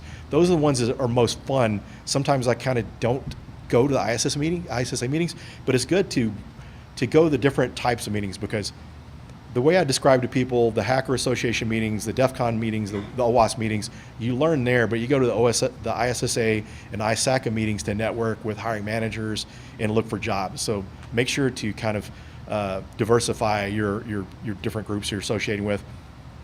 Twitter has gotten, the online communities like Discord and Slack, Twitter, or X as it's called now, are still good places. Most of the good security research I find is out there. It's still good places to network with folks, find different conferences and stuff to go to. And then LinkedIn is a must-have. I actually found out from my friends that he's possibly at risk of losing his job and he doesn't have a LinkedIn profile. So that's something you always want to have. That's your online resume. That's how people are going to find you if you're not actively posting on job boards. So we can open it up to questions. And if you can't think of questions now, feel free to connect with me and check out my podcast, because I've got a lot of people sharing some really cool stories about how they got started. Yes. Long-time listener. Well, I enjoy your podcast. I get to listen to it very frequently. And how would you recommend, is there any magic bullet certification process that helps with lacking in the pedigree that comes from a military background in red teaming? So yeah, thanks for being a listener, and thanks for the question. So one of the things I would look at is like the 0 Point Security Red Team Operator Cert. That's a good one. So I would find, 0 Point Security, it's their certified Red Team Operator. That one nowadays, I'm hearing people are hiring managers for pen testing roles. They're telling people to get the OSCP or the CRTO. But the CRTO, you actually get to use Cobalt Strike. It's true red teaming, because sometimes people get confused with what red teaming is. But Rasta Mouse, he originally created content on Hack the Box, the offshore labs. It was kind of red teaming stuff. So you have to find the legit red team content out there, but there's people creating more good content. But yeah, if you find some of the red team focused stuff you want to do red teaming, but and even seeing, like, if you go to Black Hat and some of these other conferences are even offering physical pen test training and stuff like that. So yeah, the certified red team operator is pretty decently priced, well recognized certification, and so that one would be kind of one I would start with. Sector 7 creates actually some malware creation courses out there, and I think the certified red team operator 2, I think it's kind of a malware. So malware is like another progression in red teaming. You know, once you kind of get the fundamentals down, be able to write malware, be able to do evasion, because, you know, as a red team operator, you're wanting to be quiet when you try to break into environments. You're welcome. Anyone else? Like I said, if anyone can't think of anything, you can message me on LinkedIn. I'm happy to answer any questions. I do mentoring calls all the time. So if someone just wants to have a call, a Zoom call, you know, I can kind of take a look at your resume, your LinkedIn profile, and give you advice and answer any questions if you can't think of anything here. Our last speaker was about mentoring, and the question was how to find one. So this is a perfect Yeah. example of people that are willing to help. And one of the things I wanted to say, because I wasn't really totally sure about his full talk, but one of the things I'll say too, if you're looking for mentors, don't pay for a mentor. There's a lot of people that do it for free. I've noticed a lot of people lately that they've got these accounts set up that you pay them for mentoring. You need to find someone that's really passionate about helping other people. They're going to do a better job, and you don't need to pay for it. Now, I can understand career coaching. If you're someone who wants to be a CISO at some point, you're making good money and you can afford that. Career coaching is a good thing, but if you're trying to break into a certain area of the field, there's a lot of people. Find someone that's passionate, wanting to help people, and you can get that for free.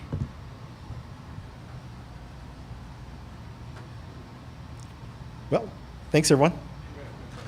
Yeah, someone had a question over here?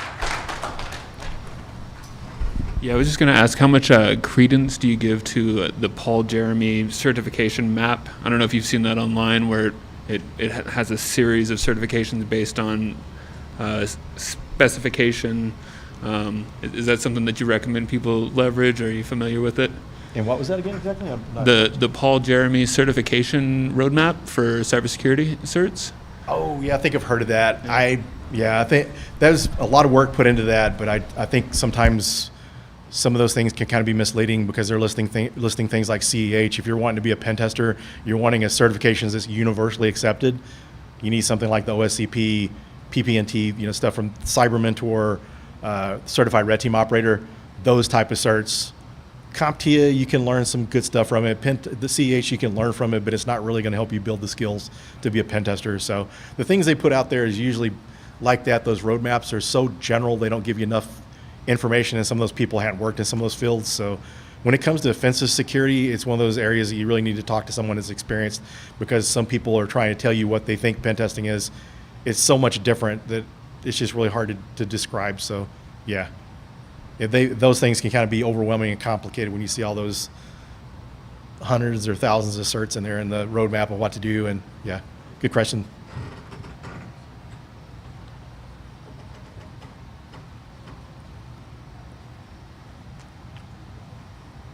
Well, thank you.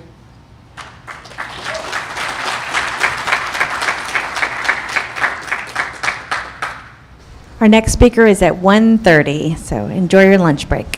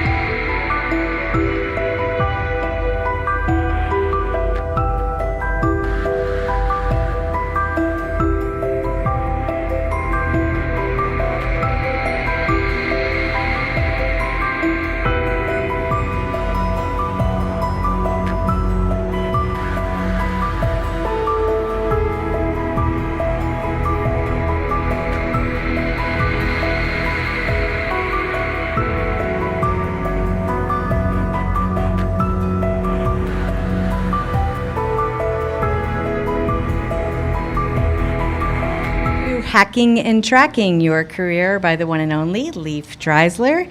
If you would like to interact at his discretion, raise your hand so I can bring you the mic so that the people watching on live stream can hear you. Thank you. Thank you. Hi, Carissa. Great job earlier. Hopefully y'all caught her talk. It was definitely funnier than mine, and you might learn something about SOC 2 and Gen Z lingo. All right. So I'm Leif. This is Hacking and Tracking Your Career.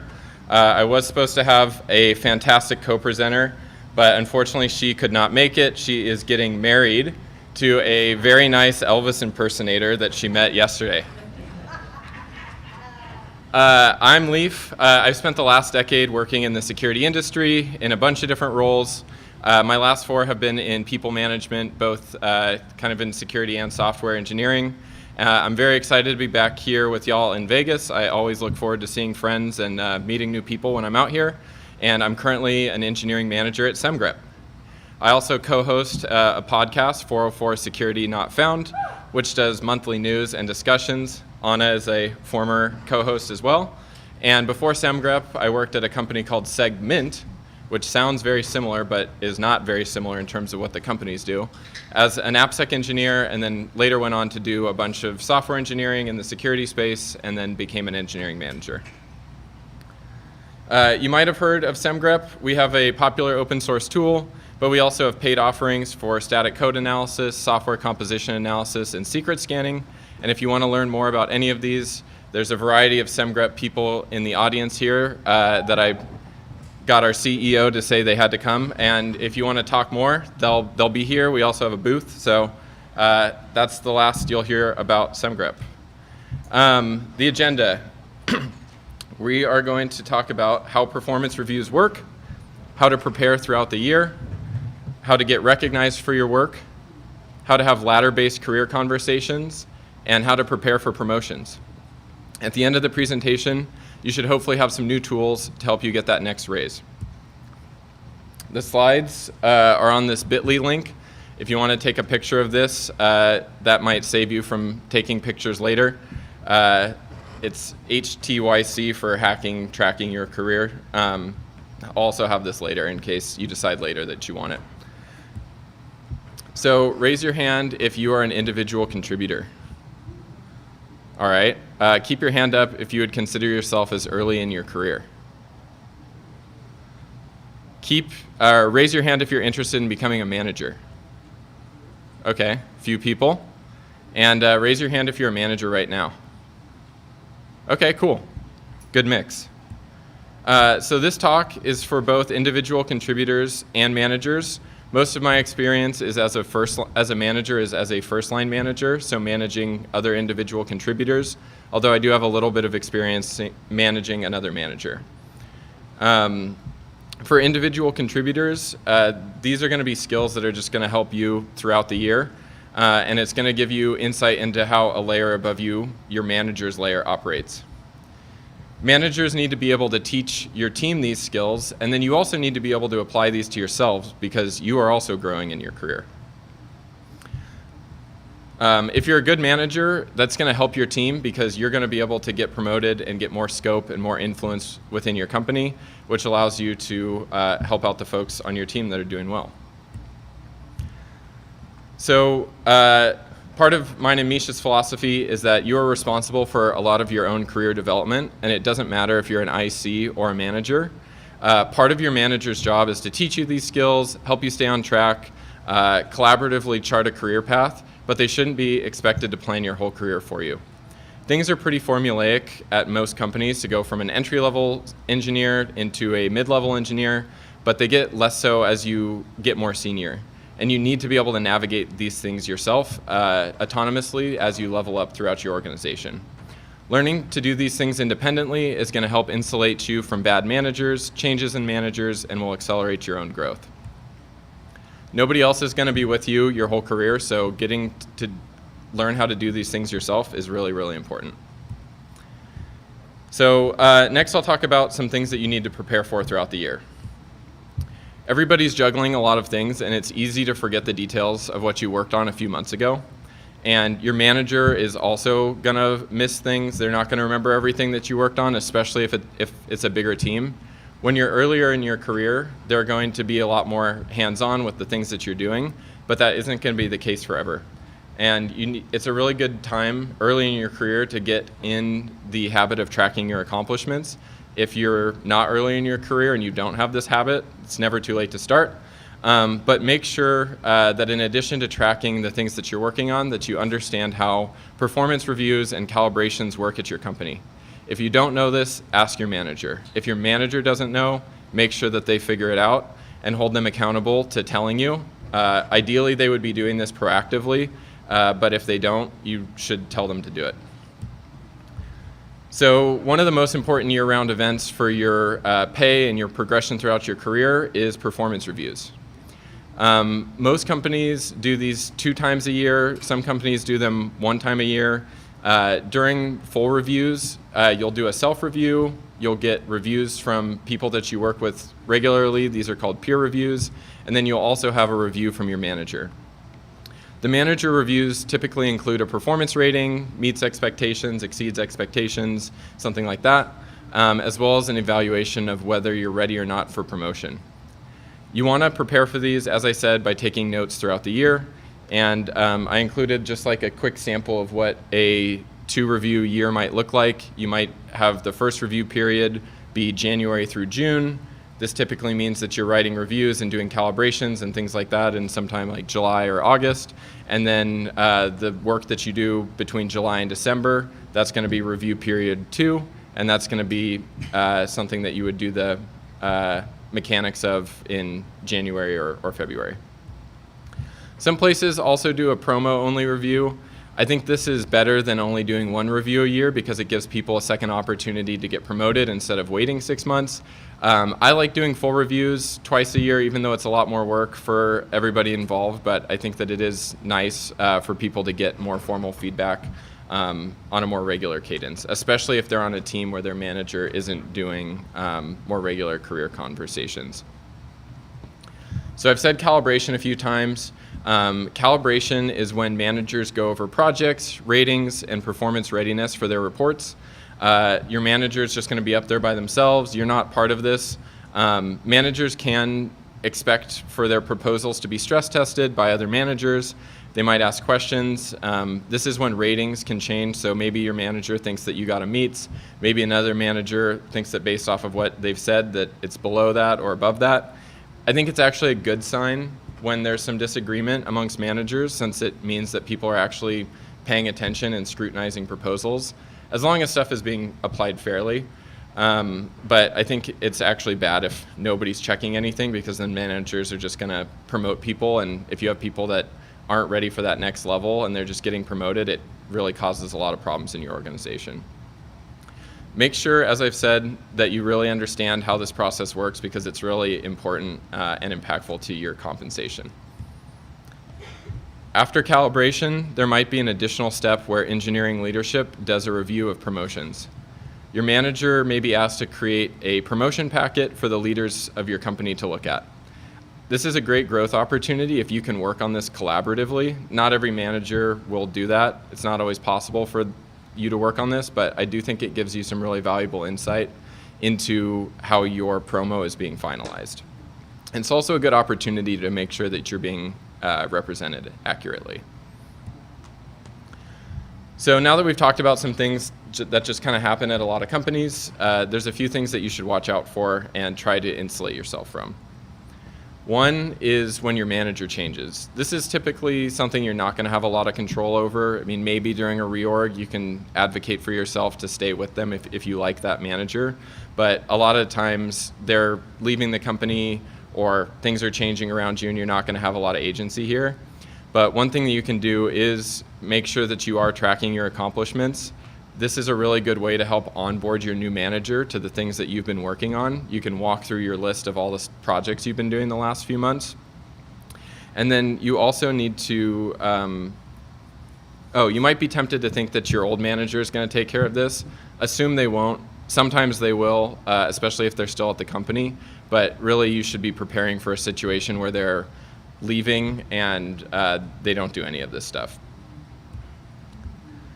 If you're a manager, try to take care of people on your team if they're changing teams within the company.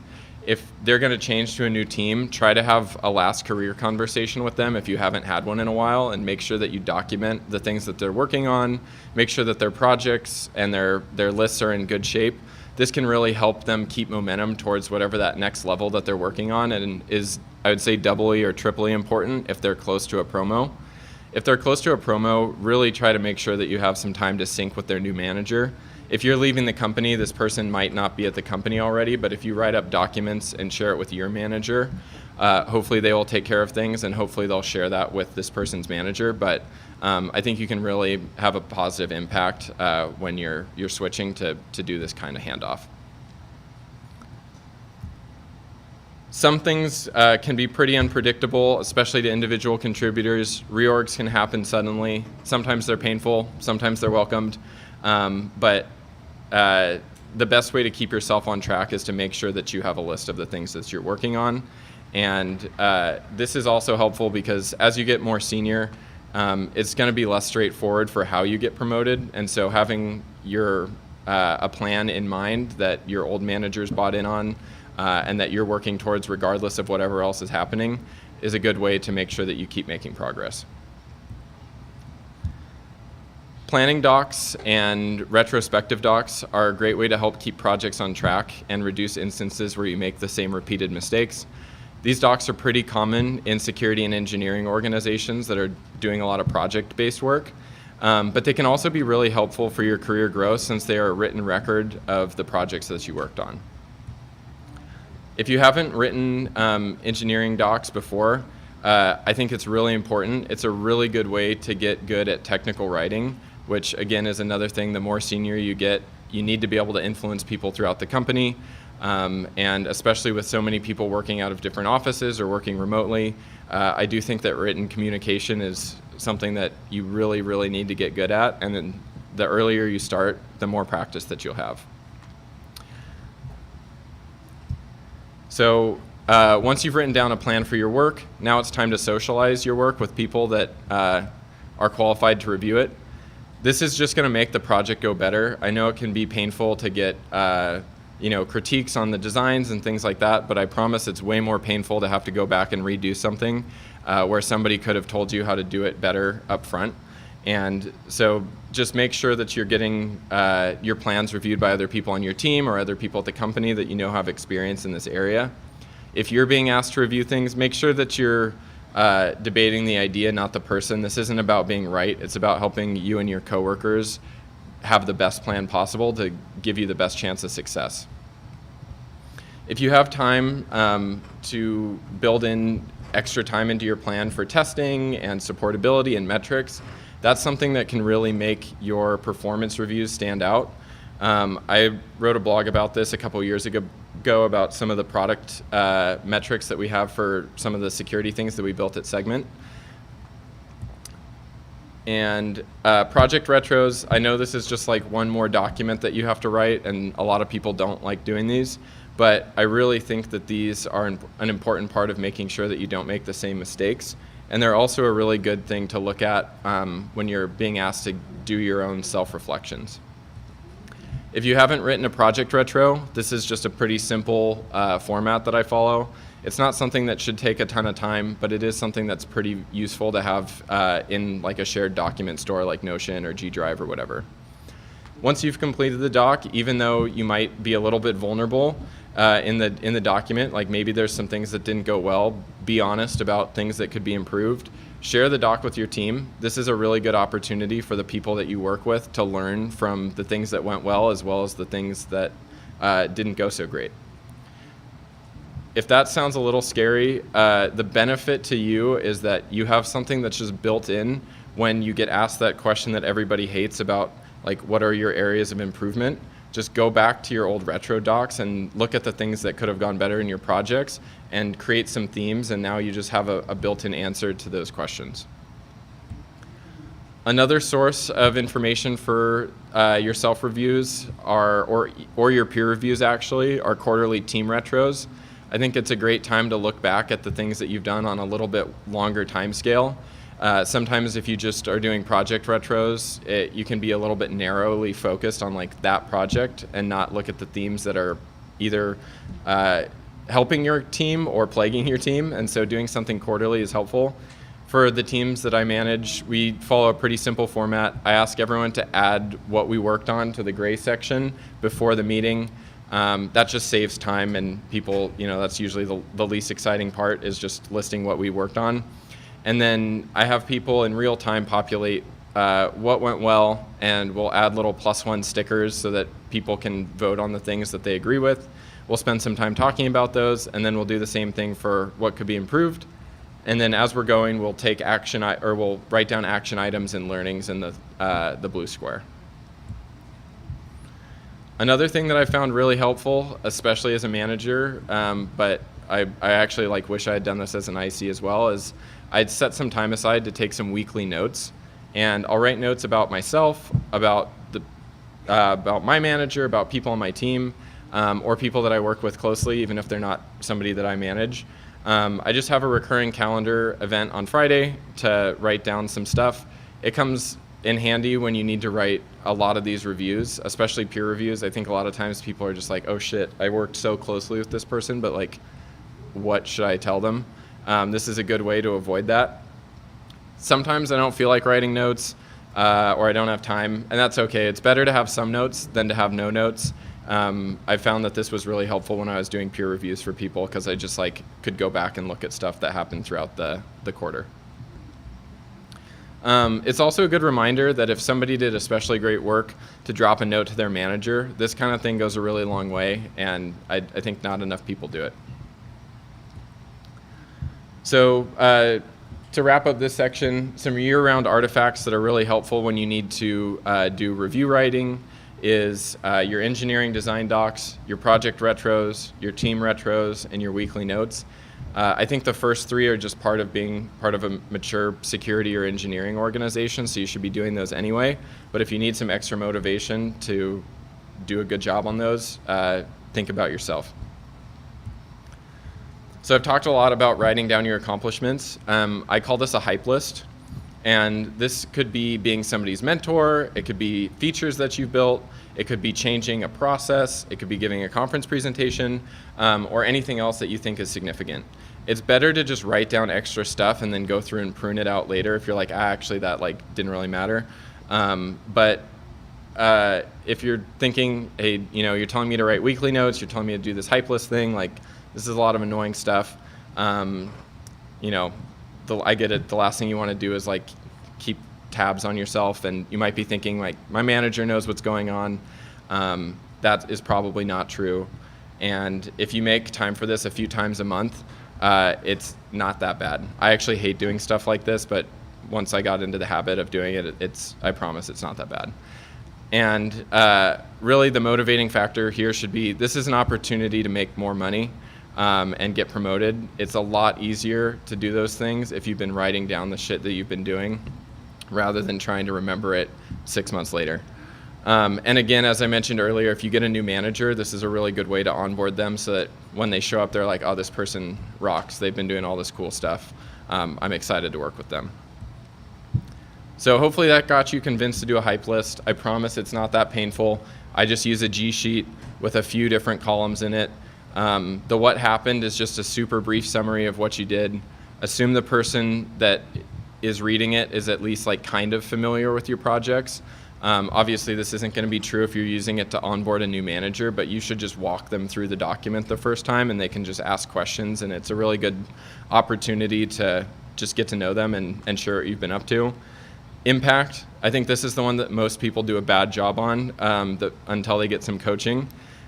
Think about what is the business impact of what you've been working on. Think about not just what you built, but why you built it or why somebody asked you to build it. And then this is a really good time to incorporate some metrics, as I mentioned earlier.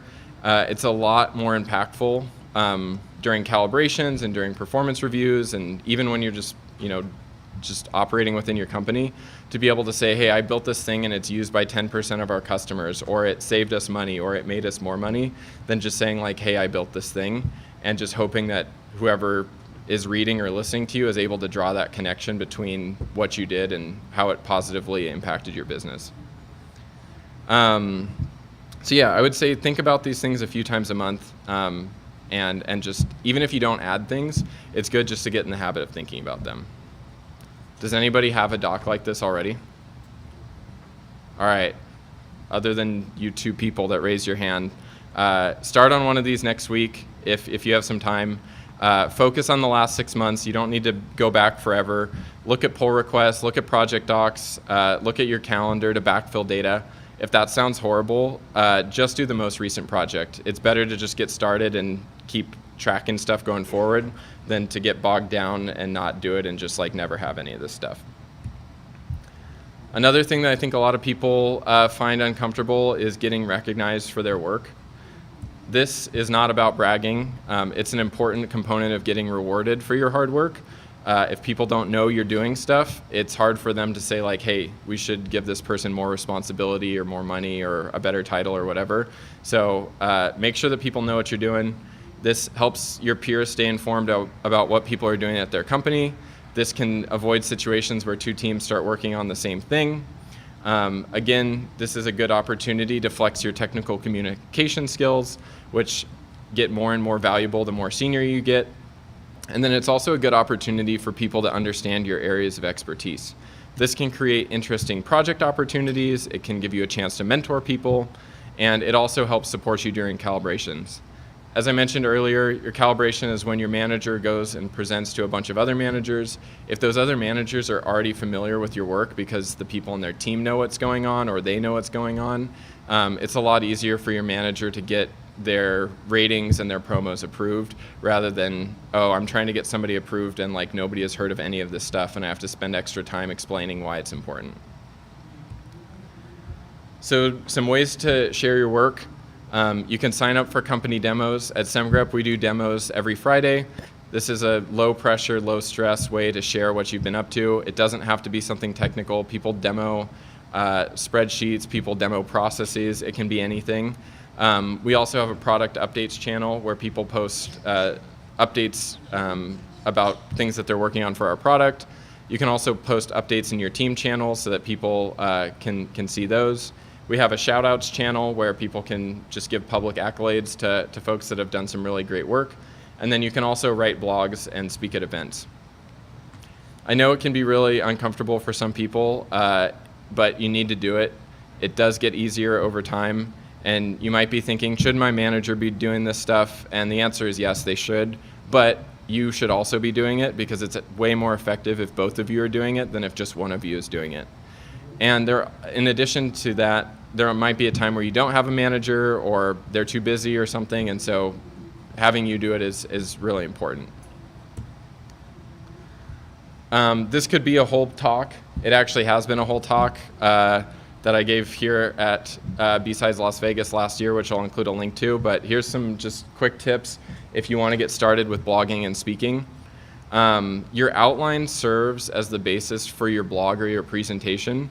Similar to your hype list, this is something that you can write over the course of months. Like when I'm working on a presentation, I just add notes. I don't worry about structuring them. I don't worry about it making sense to anyone but me. But this serves as the jumping off point when you go to actually write that presentation or submit to a conference. This content helps your team with recruiting. This gives folks outside of your company an opportunity to learn about the stuff that you and your team are working on. And somebody's going to read that and be like, yes, that is something that I also want to work on. Some of the best people that we had join the last company that I was at joined, and they would always cite the fact that we were giving presentations and blogging and stuff like that. If you're looking to get started, a great place to start is with podcasts and local meetup groups. As somebody who's been a chapter organizer before, there's always a lack of people that are willing to give presentations, and a lot of times they're willing to work with people, even if they're first-time speakers, to help out. Some conferences like BSides also have a speaker mentorship program that you could check out next year. And then everyone gets rejected. I got rejected this morning for OWASP SF, so it happens. Just keep applying to stuff and keep practicing, and you will get a shot for sure. And then don't forget to add these activities to your hype list too. So if you want to read about some stuff that I wrote about speaking and fostering a culture where people speak, I wrote a couple blogs about this last year. And then, as I mentioned, I co-presented with Colleen Coolidge, who is the fantastic CISO of Segment, about these topics here at BSides. And so you can check out the recording if you prefer to watch stuff. So hopefully I see some of you up here next year. I love hearing about people submitting to their first conference. I had a few people that read the blogs last year reach out and say that they got accepted to some conferences, which was really rewarding. So yeah, if there's something you're on the fence about, just do it. The next topic is ladder-based self-reviews and career conversations. So ladders are an imperfect system, but they do help standardize levels within an organization. Without ladders, it's more likely that performance reviews are going to be influenced by time and role, vibes, and people being noisy about not getting promoted, which is not a very fair system. And they also help with tying your work to a more widely accepted standard of what it means to be operating at a certain level within your organization. So just to be clear, when we're talking about levels, these are some example levels that your organization might have. You might have like an entry-level software engineer, a mid-level, a senior staff. Different companies use different levels, but like these are some relatively common ones. Ladders are a great way to help set expectations for what people need to do to meet the standards of a given title and role. For example, senior security engineer. They're also a more objective way to get people aligned on promotion readiness. And if you haven't seen ladders before, check out progression.fyi. They have a bunch of open source ladders that people have posted from their companies. Intercom is on there, Circle CI is on there, so there's like well-known companies that have ladders. If your company doesn't have ladders, this might be an opportunity for you to bring them in, especially if you're a manager. You could work with other managers to build them. It is worth noting that ladders are expensive or can be expensive to build and maintain, so a lot of smaller companies aren't going to have ladders. You also might not have ladders for more specialized roles. You really need like some critical mass of people in a given role to have the maintenance and building costs of the ladders actually make sense. As I mentioned, ladders can be a really good way to guide your career conversations. You want to be on the same page about how you're doing performance-wise before the performance cycle. It's a really bad situation if you just like are completely surprised by the ratings. Sometimes it can happen, you know, if somebody changes managers or just hasn't had time to have a lot of these combos, it can happen. But if you've been reporting to the same person for a while, it's much better to have these conversations before performance review season. And you can actually use these to write your reviews. Your manager can use this information to write their reviews, so it's pretty helpful. One way to do this is you can deconstruct the ladders. So like 2 of these sections are impact and craft, and then there's different bullet points underneath these that you can do individual ratings for. You can make these more or less granular depending on how much time you and your manager have, but it's a good way to just have some structure to this performance review process and these career conversations. This is a link from a blog that I wrote. You don't need to look at this right now, obviously, but just if you go back, you can click this and see like what a deconstructed ladder might look like. So when you're filling out the details, each row is a granular assessment for each point on like that section of the ladder. The first time that you go through this, it's naturally going to take longer because you or your manager doesn't know how this process works. But after the first time, after you've gone through it, it should be pretty easy to go through this for future times. And you just need to do a delta between last time and this time. You don't need to go through and like do a full revamp every single time. And you can fill it out collaboratively together the first time just so you kind of understand like what all the different rows mean and you're on the same page about like what the ratings are and that kind of thing. After that, I recommend filling it out separately and then copying in your evaluation at the same time as your manager so that you're not just looking at theirs or they're looking at yours. It really does bias things if there's already some data in the columns. This is the rating system that I use just to kind of show some progression over time. Especially as you get more senior, you might not see a change in every single row. You might just not be working on the right projects to be making progress in certain areas, and that's fine. As long as you are making progress towards whatever the next level is, that is totally okay. You can spend less time talking about the cells where you basically both wrote the same thing and like gave yourself the same rating, and then spend more time talking about the cells where you don't agree. If you are rating yourself higher than your manager, meaning that they think you're doing worse than you are and you disagree, I think one of the most productive things you can do is just brainstorm a way to improve a given category, because as you improve, their rating of you is going to get closer to how you think you're doing. I think this is better than just trying to like argue over the ratings. If you really think that they're misassessing something, like it can be worth it to try to convince them otherwise, but I think it's better just to try to improve in a given area. It's also worth keeping in mind that generally for each row, you're going to need more than one example. You're not just going to go from like yellow to green because you did something one time. Especially as you get more senior, you need to be able to show you can do senior projects repeatedly. You're not just going to do one senior project and then get immediately promoted. If you're going through the ladders and you find something confusing, you should give that feedback either to your manager or to whoever is maintaining the ladders. These improvements are things that can benefit other people on your team. And so, these are living documents. These are things that change over time. A lot of companies use ladders for a pretty broad set of roles. So it is worth keeping in mind that even if it doesn't like totally apply to you, maybe you're a full stack engineer, maybe the ladder also applies to SREs and security engineers. So there might be a like pretty broad cross section of people that are using the same ladder. But on the flip side, if everything feels a little bit off, it might be worth it to actually make a new ladder. Again, there needs to be enough people benefiting from the ladder to have that make sense, but a lot of places do have separate ladders for security engineers versus software engineers. Another, this is more seldom because you're not going to be getting promoted as many times as you're getting reviewed, but another thing that's useful to know how it works is the promotion thesis. Promotion thesis or promotion packets, as I mentioned earlier, can be part of the promo process. And they're either something that's presented during calibration or they're an intermediate step in between calibration and final approval. This is the promotion thesis we use. It's pretty simple. The first one is why now? What's changed between the last cycle and the current cycle? Why this cycle instead of the next cycle? What's the case for promotion? How's this person already demonstrating that they're at that next level? This is where completing a deconstructed career ladder for your current level and for your next level can be helpful, because then your manager can show like, hey, these are the areas that they're already demonstrating. And then what would be the case against promotion? There's always going to be something that you're not doing at the next level, and the folks at your company want you to be successful, and they want your manager to have a plan to mitigate some of these areas.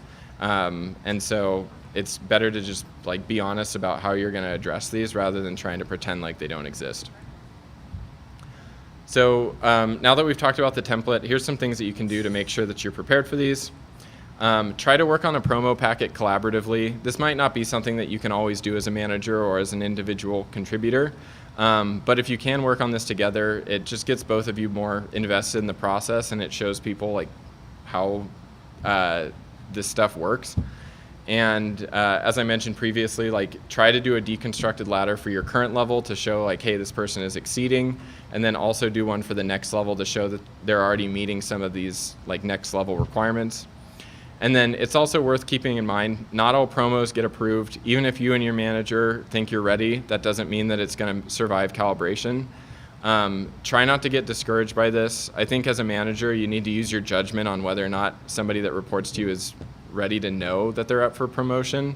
Some people might take it poorly if they don't get promoted. But the way that I would think about it is, typically when a promo doesn't go through, you're going to get really useful information from the other engineering managers about why they didn't think you're ready. And then you can actually address that before the next cycle. And I've been in a lot of calibrations at this point, and you'll often hear things that were referenced last time of like, hey, this person's pretty close, they're not quite there. And then they'll do some stuff during the next cycle, and people will be like, oh yeah, we said this was kind of what they needed, and they did it. And so I think it's actually helpful to get that info rather than like not trying until you think you're like kind of guaranteed to get it. So this one's for the managers in the room. One thing that I do before calibration is I create cheat sheets for all the people that report to me with pre-written answers. Unfortunately, a big part of calibration is how good your manager is at calibration. And so having prepared answers for things can just make you come across way more confident, and people like that. And so you're going to be able to do a better job representing your team if you just have stuff that's already pre-built and you can just answer it on the fly. Another thing you can do is get support from other managers beforehand. I work with Misha, who was supposed to be my co-presenter, and I worked pretty closely with some of the people on her team during a previous review period, and one of them was up for promotion, and she asked me beforehand if I would speak on this person's behalf, which I was of course happy to do. And it's really nice to have more than just the person's manager talk positively, because that's just going to help make sure that things get approved. So some closing thoughts. Take steps to own your own career development. Nobody's going to be with you your whole career, and so it's important that you can play an active part in directing your path. Make sure that you know how this stuff works at your company. Even if you've gone through it before, things change, companies grow, companies get acquired, so make sure you know how it works every single time. If your manager doesn't know how it works, make them figure it out and tell you. If your company uses career ladders during calibration, make sure the first time you're hearing about them is not during performance season. Go and look at what is in your ladder. Make sure you're having convos with your manager about the ladders, how you're doing relative to them. Document your progress and setbacks throughout the year. This makes writing reviews a lot easier for yourself, the positive and the negative. And then lastly, celebrate wins, whether they're your wins or your coworkers' wins. Make sure that your work's visible. Make sure that you're recognizing other people for their contributions to your company, and make sure that their manager knows that you think that they're doing a great job. So that's it. I'm happy to take some questions. I'll also be at the SEMGREP booth for a little bit after this. There's a link to the slides. The Substack link also has a blog that I wrote about this same topic maybe like a couple months ago. So if you want to just skim through that on text form, it's there. But yeah, thanks for attending, and happy to take questions.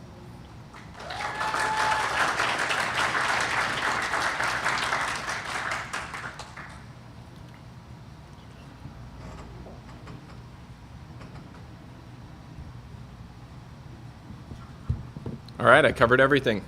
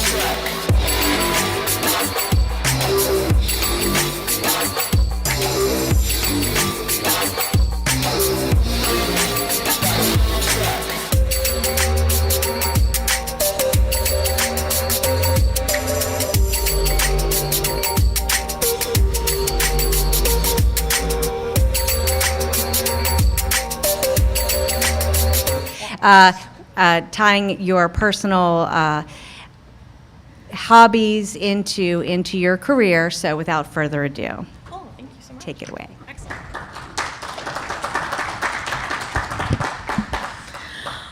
All right, I hope this lives up to everybody's expectations of it. Most of this is going to be storytelling about my day job versus my night job, and the stories and lessons that I've learned from living history, quilting history, that really apply to cyber. And I hope that it helps you find synergies in your own hobbies, lifestyles, and other things to learn these lessons and move forward. So, how living history and quilting made me a better cybersecurity professional. So, I'm Mia Clift by day. I've been in IT and cybersecurity for 26 years.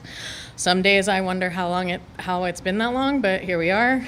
Currently, I'm Principal Executive Advisor in Cyber Risk Engineering for Liberty Insurance. And that means that I get to advise CISOs on what's going on in their infrastructure, but I also get to evaluate insureds for their security posture to make our underwriters informed about whether or not they're a decent risk to insure. In the future, we're hoping to be able to be partners with our insureds, so that's super fun. It's an amazing job. I love every day. It's exhausting. It's only been about 8 months. Some days it feels like 5 minutes. Some days it feels like 5 years. Outside of that, I'm also a mentor for Cyversity, which is an organization that supports underrepresented communities in cyber. I teach a GRC class for them, and I lead their mentorship program as a mentor advocate. I also am a mentor for ISACA and WESIS. As I said, I teach governance, risk, and compliance. I'm a presenter and a writer, and I'm passionate about improving the cybersecurity posture of businesses of all sizes, whether it's small, medium, large. I'm specifically passionate about the critical infrastructure space. My previous role was in water and wastewater, and boy, do I have stories. But by night, I eschew all technology. Since 2000, I've been a living history participant, participating mostly in 1745 to the 1812. I forget that things happened in this country between 1840 and 1870. I like to say that I was hanging out with Queen Victoria in England at that time. Can't imagine why. And then I jump forward. I do a little bit of Victo-Edwardian, and I do auxiliary territorial service in Britain because they were women with motorcycles, and that's freaking epic. So that's my living history background. My primary role when I lived on the East Coast, I live in Minnesota now, was of an 18th century surgeon. I also took my greyhounds and did an organization called Historic Hounds, so we could go and talk about the history of greyhounds in the world, specifically in the 18th century because George Washington had them, Braddock had them, von Steuben took his during the American Revolution campaign up and down the East Coast. He was at Valley Forge. So my greyhounds and I got to go have parties. I also am a collector and restorer of antique sewing machines. As you can see in my photo there, I'm an antique quilt collector. I'm also a quilter. I hand quilt, I do hand piecing, and I do machine piecing. I'm also studying, I'm a journeyman quilt appraiser. I took my quilt appraisal classes this year. Now I'm appraising to become a master appraiser and certified in a few years. That's my retirement career when I'm tired of looking at cyber postures. Oops, go back. So the reason I put this presentation together is not just because I like talking about quilts and history all day, because that's super fun, but also because all of your lived experiences can contribute to your cyber role, and really all of your career roles. Every lived experience that you have can be a story. It can be a lesson that you can apply to what you're doing, and it can bring humanity to any of the presentations and any of the discussions that you're having with your teams, with your leadership, even with educating your next generation, even just looking at what is going on in my cyber world and how do I explain it in a way that people are going to get. One of the things that I consider one of my greatest advantages, and I take this from my living history practice and talking to the public, is two things. One, analogies are amazing, and I do a lot of them, but also you have to learn to read your audience. There are going to be people who want to come and learn all the little nitty-gritty bits about everything in the history of everything. And then there's going to be the person who comes up to you and is like, where's the alcohol? Because I want to get drunk before you operate on me. And then you have to do a very brief explanation that alcohol was considered a stimulant in the 18th century. And then they get bored and wander off because you've ruined their mystique and they just want to go because their kids are here and there's food or something. So you have to learn to address your audience in that way. And by reading the room And by doing that in living history and all my other backgrounds, I've been able to apply that to my life. And I hope that in doing these lessons today, you'll take away some lessons that maybe are valuable to you as well. So the rule number one of history, and I'm gonna say it a little bit more crass, if it ain't primary source, it's crap, to use the Saturday Night Live thing about if it ain't Scottish, it's crap. You need primary source documentation. Anybody can tell you anything. My great-grandmother made this quilt. My great-grandmother didn't make this quilt. But somebody will tell you that to make a buck. Somebody will tell you a story to get you engaged. Somebody will tell a story to sell a historic site or sell tickets and all that kind of stuff. It's not always true. So the image on the screen is records for the pension office for the War of 1812. My 7th great-grandfather was named Thornton, and his obituary in the Staunton newspaper in Virginia says, celebrated veteran of the War of 1812. Now, as a 1812 living history person, I was like, this is great. I can join, maybe I can join the Sons of the American Revolution, or the Daughters of the American Revolution, and because I had a War of 1812 person, maybe his kid was in it, and I can do some genealogy. So we did some digging, and we found the pension papers. There's 42 pages of documentation here that basically says that my great-great-great-great-great-great-grandfather served 6 days. So he was ineligible for a pension. So again, while everybody was like, oh, he did this great thing, he fought in the War of 1812, he went out to a militia muster for 6 days and was like, yeah, I'm done here. So primary source is imperative to verify that information that you have heard or that information that you are curious about. And that applies to cyber in that trust but verify mentality. Anybody can tell you anything about their network, but if you don't have proof in the pudding, it doesn't exist. When I was doing GRC, one of my greatest examples was, you can tell me that aliens are guarding your server room, but unless I see the men in black show up and take pictures of your little green men outside, it doesn't exist. You can tell me anything.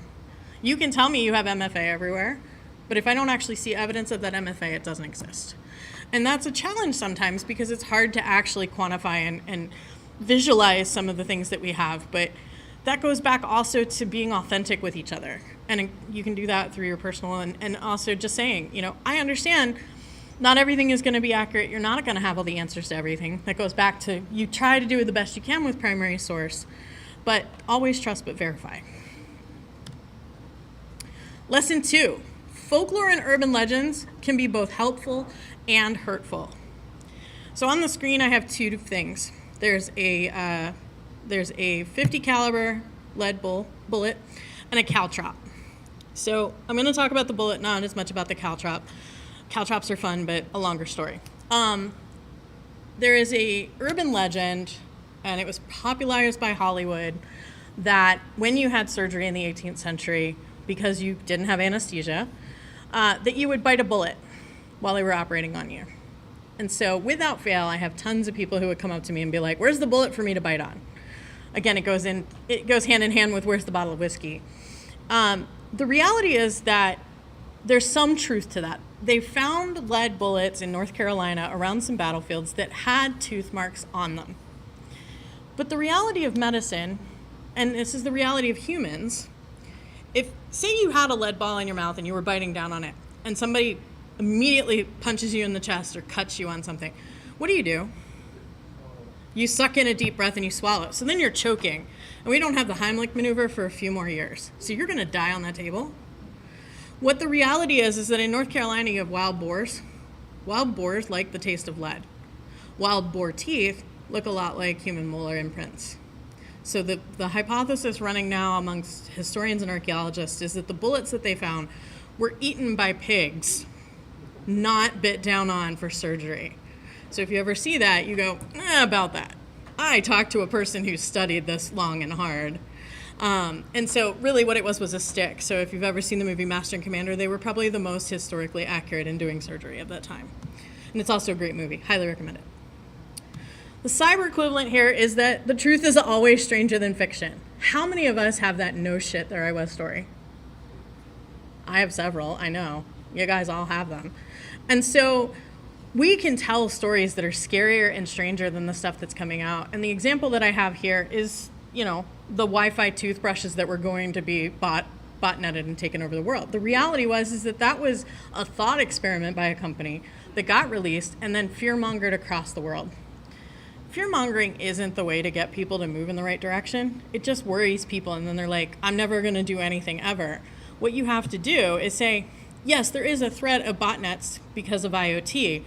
Your toothbrush is probably not going to be the biggest concern that we have. So again, use the truth to your advantage. Use those urban legends to educate, but also educate that there's a bit of distrust within that. And I mean, there's tons of urban legends that I could talk about all day, especially when you get into quilting too, but this is some of the primary ones that I dealt with on a regular basis. I mean, my parents called me about the toothbrush thing, and I'm like, you don't even have Wi-Fi toothbrushes. Why are you worrying? But, no, don't, move on. Lesson 3, you have to understand the bigger picture to see the whole story. So this quilt that's on the screen is this quilt that is here. This quilt was made at around 1840, probably in Pennsylvania. But if you look at this quilt, all of the diamonds are the exact same size. Every single diamond out of this piece is the exact same size. The other part of it is you can see it looks really cool. It looks almost chaotic in its own right. But if you step back, it's got 5 or 6 different, 5 or 6 different patterns within it. And these are the kinds of quilts that I like. I call them organized chaos because you can see a habit within them and you can see some really cool patterning. Yes? Hi. Hi. So, in case folks don't know, we have this thing called outrageous speaker requests here at BSides. And when you several months ago, fill out your presentation submission, you put down, I don't know, all green M&Ms or whatever, right? So, I believe you made a request for a signed photograph or a cameo with Sebastian. Yes. And technically, any signed photograph of anything signed by anyone would satisfy that request. Fair. Anybody named Sebastian, fine. Yes. Yeah. I decided to kind of combine the two. You get to have a cameo with Sebastian, or rather, he's going to have a cameo with you during your talk. What? What? And it is signed. Damn it. Oh my god. And I hate you so bad right now because you knew about this. Oh my god. And then as a bonus, we got you. You did not. Oh my god.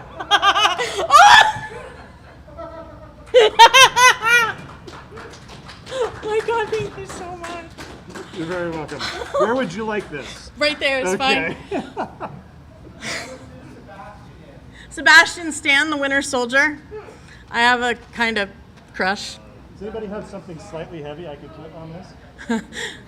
Yeah, he was the Winter Soldier in the Marvel series. Bucky Barnes. He was on Once Upon a Time and some other stuff, but those are the big ones. Thank you for speaking. Oh my god, you didn't have to do the cameo. Holy shit, thank you. Oh my god.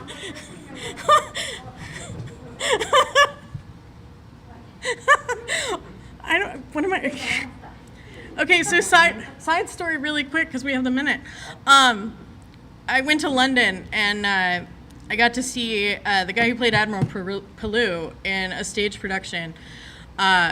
He was in the Horatio Hornblower series, and that was when I was doing 1812 and Napoleonic. And I went to the side door to say hello, and I was like, oh, I'm going to see something really cool, and he's going to invite me out to a pub, and we're going to have great history discussions. And the only thing I said was, a whole bunch of reenactors in Washington, D.C. think you're super cool.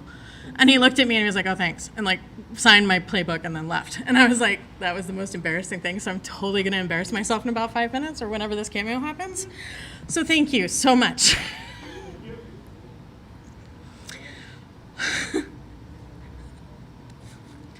All right, so back to quilting. So you have to understand the bigger picture to see the whole story. And this is very apparent in cyber. You can't just say everything is locked down. You have to see everything. You have to understand the whole story. While somebody can check every box and say we're completely secure, I know you're lying. Not everybody is completely secure. It goes back to another story. In my last job, we were setting up a monitoring solution for our OT environment. And the leader of that team went to his engineer, who I was talking to regularly, and he goes, so once we have this monitoring solution, we're done with security, right? Because he thought that that was just all he needed. That was the one part of the picture that was going to solve all their problems. We can't do that. That's not the reality. So you really do have to see the whole picture to enjoy the story. And then you get lost in the story. So, realizing that the back of this quilt was made in around 1840, the back is Pennsylvania because Pennsylvania likes colors on their backings, where most places didn't, and things like that. So you learn and find more stories, and then you find more rabbit holes to go down to learn more about your environment and where you want to go next and how you want to improve. Lesson 4, there's always more than meets the eye. So this is my absolute favorite quilt in my collection. I call it Organized Chaos. It was made in Western Pennsylvania around 1860. So it looks chaotic, doesn't it? Like it's hard to look at. But you have to look closer. So you see all of the peonies. So those are the red flower looking ones. And then next to them, there are Lemoyne stars, which are the star blocks. And then on the diagonal, you have pinwheel blocks.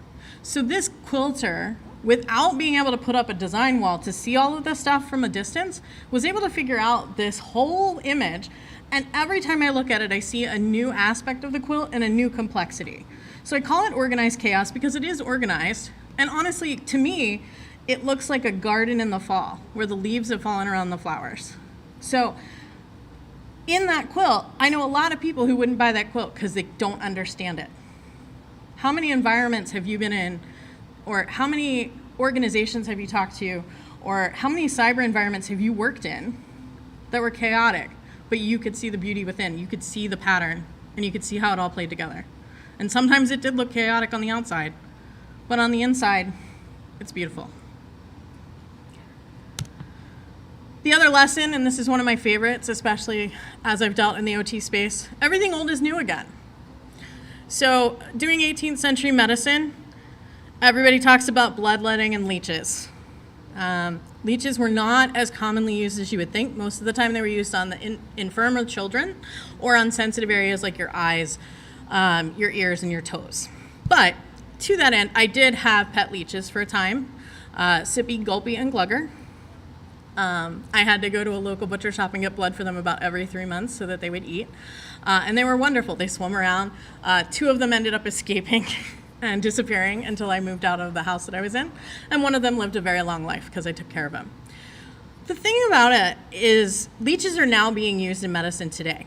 So they're not being used to take blood away. What they're doing is they're using the leeches for reattachment surgery. So in the saliva of a leech, there's an anticoagulant. So if you put that on a reattached limb and let them start sucking blood, they actually recalibrate the circulation. So they bring blood flow back to things like ears, noses, and fingers. And there's such a great success with it. There's actually a company called Leeches USA that supplies all of medicinal leeches. You personally can also buy from leeches.biz at $8 a pop with a $25 flat shipping. But that's the thing, everything old is new again. The PLC on the left was built in 1975. That was the first PLC my father ever built. He tells me it's probably still in operation. In the middle, we have a Gopher terminal. One of the things I tell new cybersecurity people is if you want to understand networking, go to Gopher, because you have to do it menu-based, and you have to know how to get around networks point to point to point, which is routing at its most basic form. Today, all of our routing happens automatically. It's rare that we see we see a down detector because of a DDoS attack. But I remember back in the day, this is me being old, we had to route everything around the internet. So we still have that. And then, of course, in OT environments, we still have Windows XP, Windows 95. I heard a colleague of mine tell me that she was told that there's Windows Home on her network currently. So, everything old still exists. My oldest quilt in my collection is made in 1816. So everything old is new again. People are starting to come back to quilt revivals as well. People are getting back into history, and we're learning new things even while dealing with those legacy pieces. The final lesson is there's always more to learn. So this picture is from a 1910 book that Singer put out called Singer's Instructions for Lacework and Art Embroidery. That is embroidery on a piece of veneer. This is my new challenge because I found it in the book and I was like, there's no way. So when I leave here, I'm going to the Virginia Quilt Museum to demonstrate treadle embroidery, and I'm going to be doing embroidery on veneer. But that's the thing, is there's always new things. I got that book and I was just looking at it for the thread painting and the lace work, and then I opened up chapter 90, embroidery on wood. I'm like, you gotta be kidding me. But it's a new rabbit hole to fall down. And in technology, everything's changing. Even if it's not changing, there's always a new rabbit hole to fall down. If you would have told me 5 years ago I would be where I am, or even 3 years ago that I would be learning about OT and going to my dad and being like, explain PLCs better for me, I would have told you you're crazy. But here we are. And who knows what rabbit holes I'll fall down tomorrow. And I hope you fall down rabbit holes too. Thank you so much.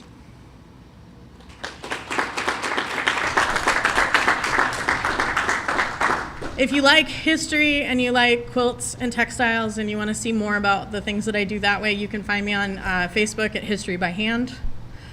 You can find me on LinkedIn, and I also have a database project called the Feed Sack Project that's cataloging feed sacks from 1935 to 1965 that are printed colorways, about 20,000 of them. So feel free to do that. Are there any questions?